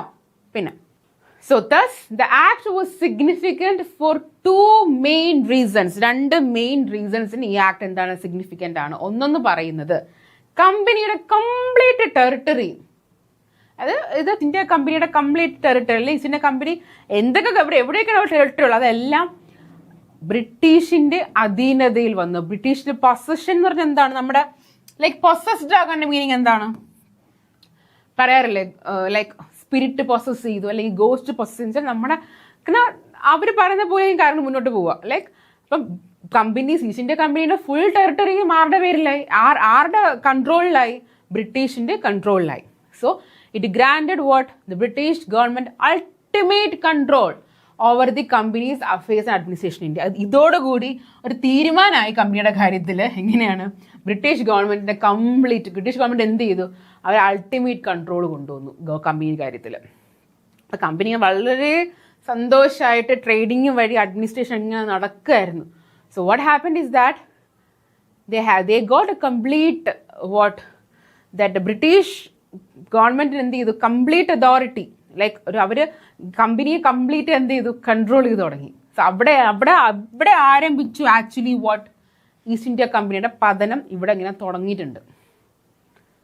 ഓക്കെ, അപ്പോൾ ഈ ഒരു ആക്ട് നമ്മൾ 3 ആക്ട് പഠിച്ചു. റെഗുലേറ്റിംഗ് ആക്ട് പഠിച്ചു, അമെൻഡിങ് ആക്ട് പഠിച്ചു, നമ്മൾ എന്ത് പഠിച്ചു? പിറ്റ്സ് ഇന്ത്യ ആക്ടും പഠിച്ചു. അപ്പോൾ ഏകദേശം നമുക്ക് ഐഡിയ കിട്ടി എന്തായാലും ഈസ്റ്റ് ഇന്ത്യ കമ്പനിയുടെ ഒരു ഡിറ്റോറിയേഷൻ അല്ലെങ്കിൽ അവരുടെ ഒരു പതനം തുടങ്ങിയിട്ടുണ്ട്. അടുത്തത് അമെൻഡിങ് ആക്ട് 1786 ആണ്. In 1786 Lord Cornwallis was appointed as the Governor General of Bengal.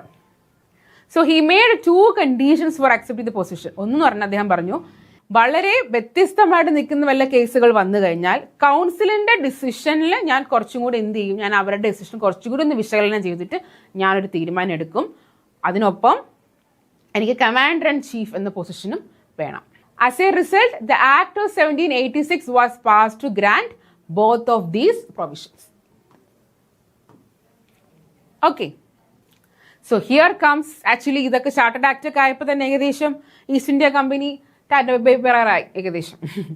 Chartered act of 1793 it extended the overriding authority granted to Lord Cornwallis over his council to all future generals and governors of presidencies.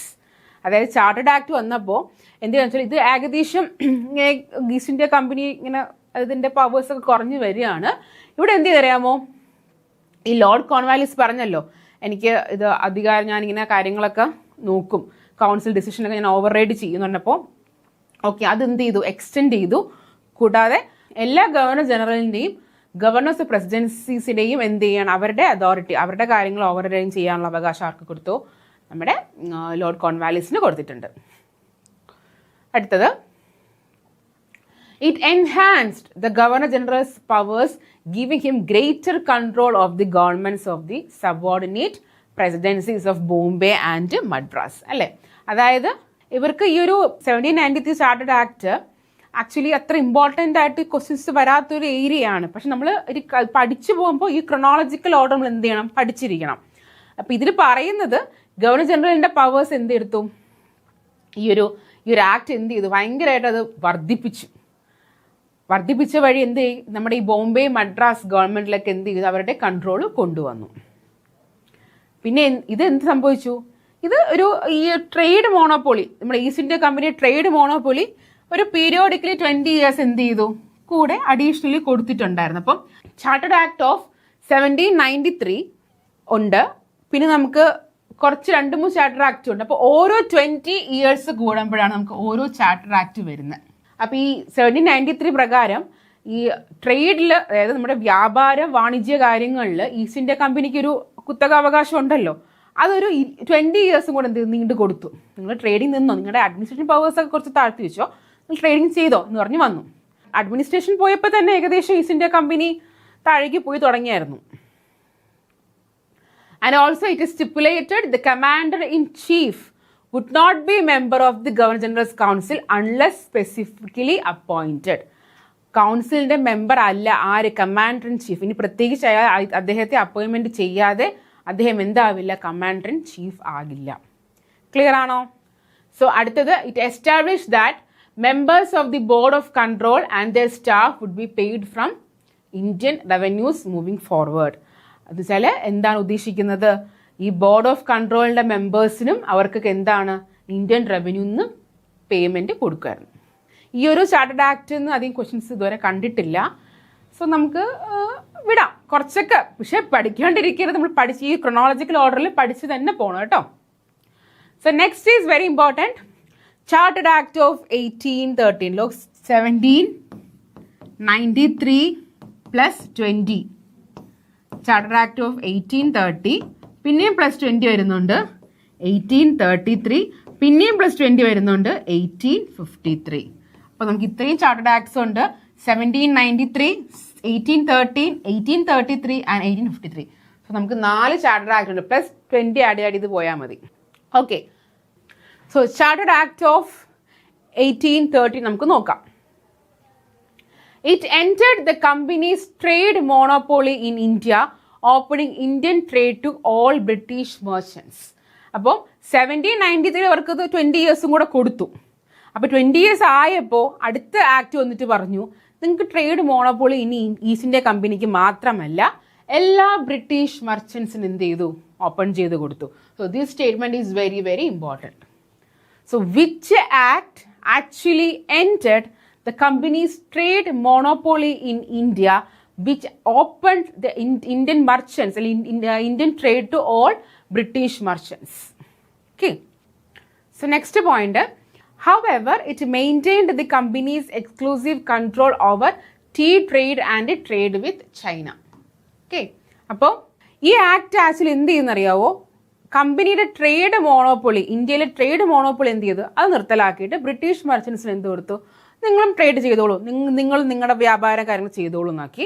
പക്ഷേ company എന്ത് ചെയ്തു? ചൈനയായിട്ട് trade continue ചെയ്തു.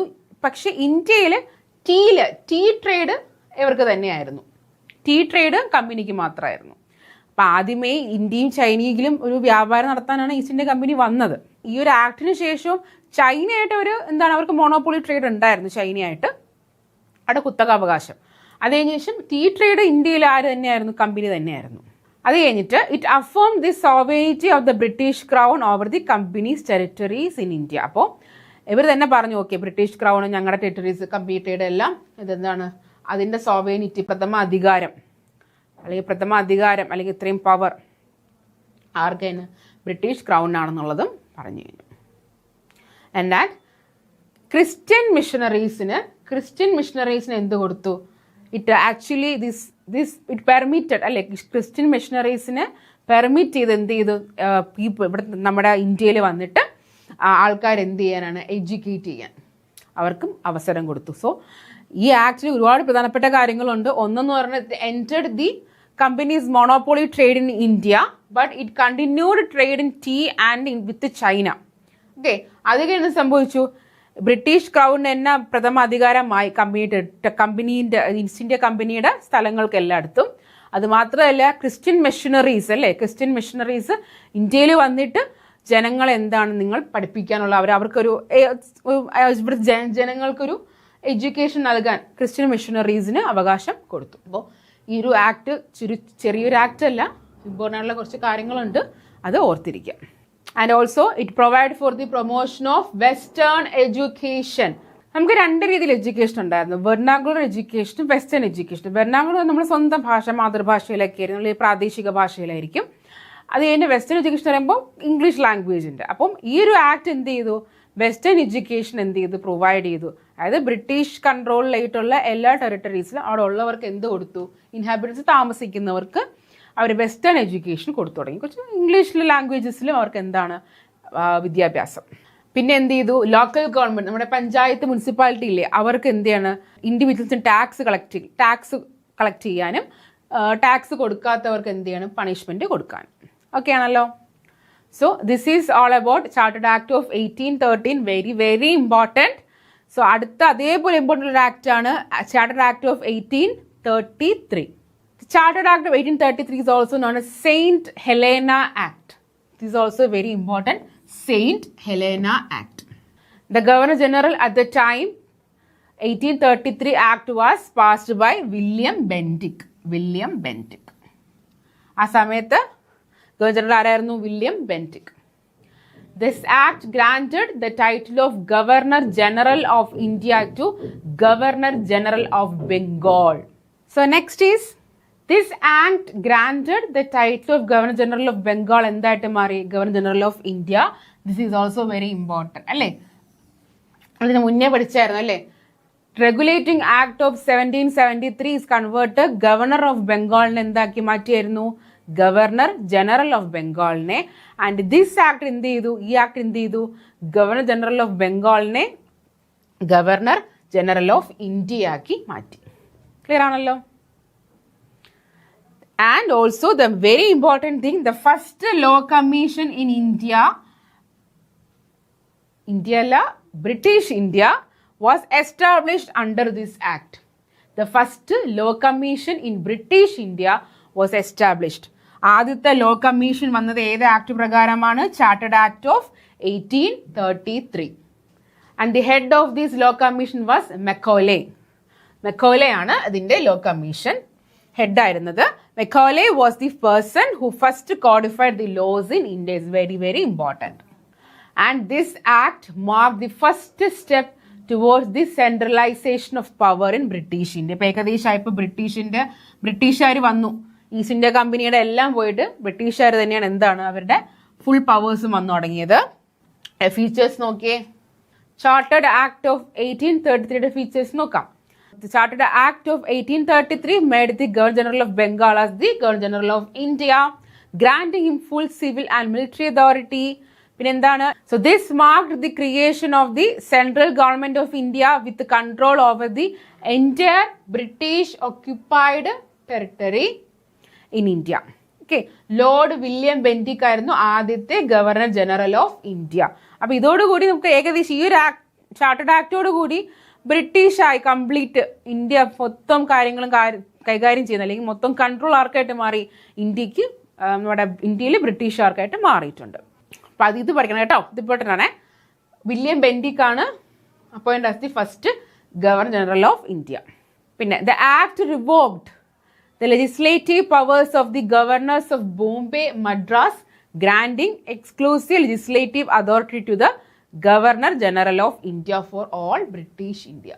അപ്പോൾ ഈ legislative പവേഴ്സിന്റെ meaning എന്താണ്? What mean by legislative അല്ലെങ്കിൽ legislature, legislation എന്നൊക്കെ പറയുന്നത് ഇസ് ലോ മേക്കിംഗ് ആണ് ലെജിസ്ലേറ്റീവ് പവേഴ്സ് എന്ന് പറയുന്നത്. അത് ആർക്കായിട്ട് കൊടുത്തു? ഗവർണർ ജനറൽ ഓഫ് ഇന്ത്യക്ക് കിട്ടി, മാറ്റിയായിരുന്നതോ. അല്ല, എക്സ്ക്ലൂസീവ് അതോറിറ്റി, ഇതിൻ്റെ ഫുൾ ലീഗൽ സ്റ്റേറ്റ് അതോറിറ്റി, ഇതിൻ്റെ ഫുൾ ഇതിൽ എന്ത് വന്നാലും തീരുമാനം എടുക്കുന്നത്. And also laws enacted under previous acts are referred as regulations. We know Regulating Act ഒക്കെ അല്ലേ? ഈ ആക്ടിന്, അതായത് ഈ ചാർട്ടേഡ് ആക്ട് ഓഫ് 1833 മുന്നേ വരെ ഏത് ലോയും നമ്മൾ എന്ത് പറഞ്ഞിരുന്നു? റെഗുലേഷൻസ് എന്ന് പറഞ്ഞിരുന്നു. ഈ ആക്ടിന് ശേഷം ഇതിന് എന്തായിട്ട് പറഞ്ഞു? ആക്ട്സ് എന്ന് പറഞ്ഞു. This is also very important. Chartered act of 1833 മുന്നേ വരെ എല്ലാ ആക്ടുകളും നമ്മൾ എന്ത് പറഞ്ഞിരുന്നു? റെഗുലേഷൻസ് എന്നാല് അല്ലെ? എല്ലാ ലോയും നമ്മൾ എന്ത് പറഞ്ഞിരുന്നു?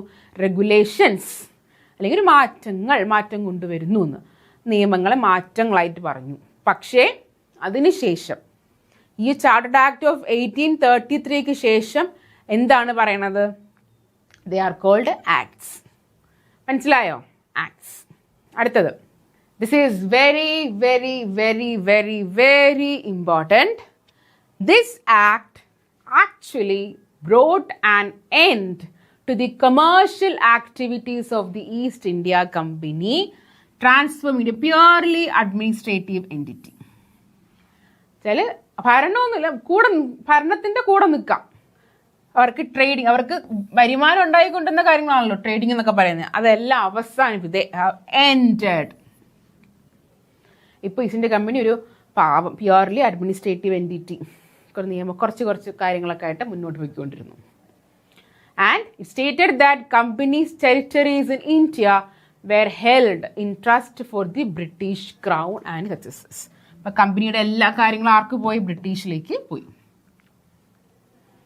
പിന്നെ Chartered Act of 1833 attempted to establish an open competitive system for selecting civil servants, stating that India should not be excluded from any office or employment under the company. അവരെന്തായാലും ഒരു ഓപ്പൺ സിസ്റ്റം കൊണ്ടുവന്നു civil സർവീസിനൊരു like നമ്മുടെ ഇപ്പോഴത്തെ civil service examination പോലെ അന്ന് അവരൊരു examination കൊണ്ടുവന്നു. അതിൽ ഇന്ത്യൻസിനെ പങ്കെടുപ്പിക്കണം എന്നുള്ളത്. ഷുഡ് നോട്ട് ബി എക്സ്ക്ലൂഡ്, അവരെ മാറ്റി നിർത്താൻ പാടില്ല. Okay, and also this provision was eventually negated due to opposition from the കുറച്ച്. പിന്നെ അത് ഈ കോർട്ട് ഓഫ് ഡയറക്ടേഴ്സ് ഉണ്ടായിരുന്നല്ലോ, എന്തായിരുന്നു court of directors? They actually looking after the commercial affairs അല്ലേ. അപ്പോൾ അവർ കുറച്ച് പറഞ്ഞാൽ അത് ശരിയാവില്ല എന്ന് പറഞ്ഞപ്പോൾ കുറച്ച് മാറ്റം പിന്നെ അവർക്ക് ഇതിൽ കൊണ്ടുവരേണ്ടതായിട്ട് വന്നു. That will study later. So the last act, Chartered Act of 1853. So in this series, the Chartered Acts passed by British 1793 and 83 marked the significant constitutional milestone. So it separated legislative executive, law making executive എന്ന് പറഞ്ഞാൽ എന്താണ്? law implementing. So legislative എന്ന് പറയുന്നത് law making, executive law implementing. Governor ജനറലിൻ്റെ കൗൺസിലിൽ നിന്ന് ഇത് രണ്ടും എന്ത് ചെയ്തു? സെപ്പറേറ്റ് ചെയ്തു. So they have separated what legislative, അതായത് ലോ മേക്കിങ്ങും ലോ ഇംപ്ലിമെൻറ്റിംഗ് ഫങ്ഷൻസ് എന്ത് ചെയ്തു? സെപ്പറേറ്റ് ചെയ്തു. ഒരുമിച്ചല്ല, അതിന് രണ്ടും വേർതിരിച്ചു. പിന്നെ ഇതെന്ത് ചെയ്തു? ആക്ട് എന്ത് ചെയ്തു? 6 പുതിയ മെമ്പേഴ്സിനെ കൊണ്ടുവന്നു. എവിടേക്ക്? ലെജിസ്ലേറ്റീവ് കൗൺസിലിലേക്ക് കൊണ്ടുവന്നു. ഓക്കെ, 6 പുതിയ മെമ്പേഴ്സിനെ കൊണ്ടുവന്നു. അവരെങ്ങനെ ഇത് ഒരു governor general legislative council separate ആയിട്ടൊരു ബോഡി എന്ത് ചെയ്തു? അവർ ക്രിയേറ്റ് ചെയ്തു. അതിൻ്റെ പേരാണ് എന്ത്? Indian legislative council. Indian legislative council create ചെയ്ത ആക്ട് ഏതാണ്? Chartered act of 1853. Chartered act of 1853 ആണ് ഇന്ത്യൻ ലെജിസ്ലേറ്റീവ് കൗൺസിൽ എന്ന് പറയുന്ന ഒരു ബോഡി തന്നെ ക്രിയേറ്റ് ചെയ്തത് കേട്ടോ. And also this council function similarly to what? British Parliament with legislation being treated as the specialised function of the government that required specific machinery and process അല്ലേ. അപ്പോൾ ഈ ഒരു കൗൺസിൽ കൊണ്ടുവന്നു. അത് എന്തായിട്ട് മാറ്റിട്ടുണ്ട്? ബ്രിട്ടീഷ് പാർലമെന്റ്, ഇപ്പോഴത്തെ ബ്രിട്ടീഷ് പാർലമെന്റിന് തുല്യമായിട്ട് അതിന് ട്രീറ്റ് ചെയ്യുന്നുണ്ട്. ലോ മേക്കിംഗ് ബോഡി അല്ലേ പാർലമെന്റ്. ലൈക്ക് പാർലമെന്റ് എന്താണ്? ലോ മേക്കിംഗ് ബോഡിയാണ് അല്ലേ. The highest law making body in India ആണ് എന്ത്? Parliament. Same way. And the act introduce an open competition system for the selection and recruitment. നേരത്തെ എന്തായിരുന്നു? Recruitment exam ആകുന്നത്. ഇതിപ്പം selection and recruitment of civil servants അല്ലേ. Opening up and covenanted civil service to ഇന്ത്യൻസും ഉണ്ടായിരുന്നു അതിനകത്ത്. As a result, Macaulay Committee was established in 1853 to review Indian civil service. This is very important. Macaulay എന്താണ്? Law കമ്മീഷന്റെ ഹെഡായിരുന്നു അല്ലേ. First law commission കൊണ്ടായിരുന്നു. First law കമ്മീഷന്റെ ഹെഡായിരുന്നു. അപ്പോൾ അദ്ദേഹത്തിന്റെ ഒരു കമ്മിറ്റി ഉണ്ട്, this Macaulay Committee, like 1853 to review the Indian civil service. Clear ആണോ? Macaulay ഓക്കെ ആണല്ലോ. Macaulay Committee എന്തിനായിരുന്നു? 1853 to review Indian civil service. So and also it extended the company's rule allowing to retain Indian territories on trust for the British without specifying a fixed duration unlike earlier charter. അപ്പം extend companies rule എന്താണ്? അവരുടെ territories എല്ലാം തിരിച്ചു കൊടുക്കാൻ ഈ കമ്പനിയുടെ എല്ലാ കാര്യങ്ങളും എന്ത് ബ്രിട്ടീഷിന് കൊടുത്തു.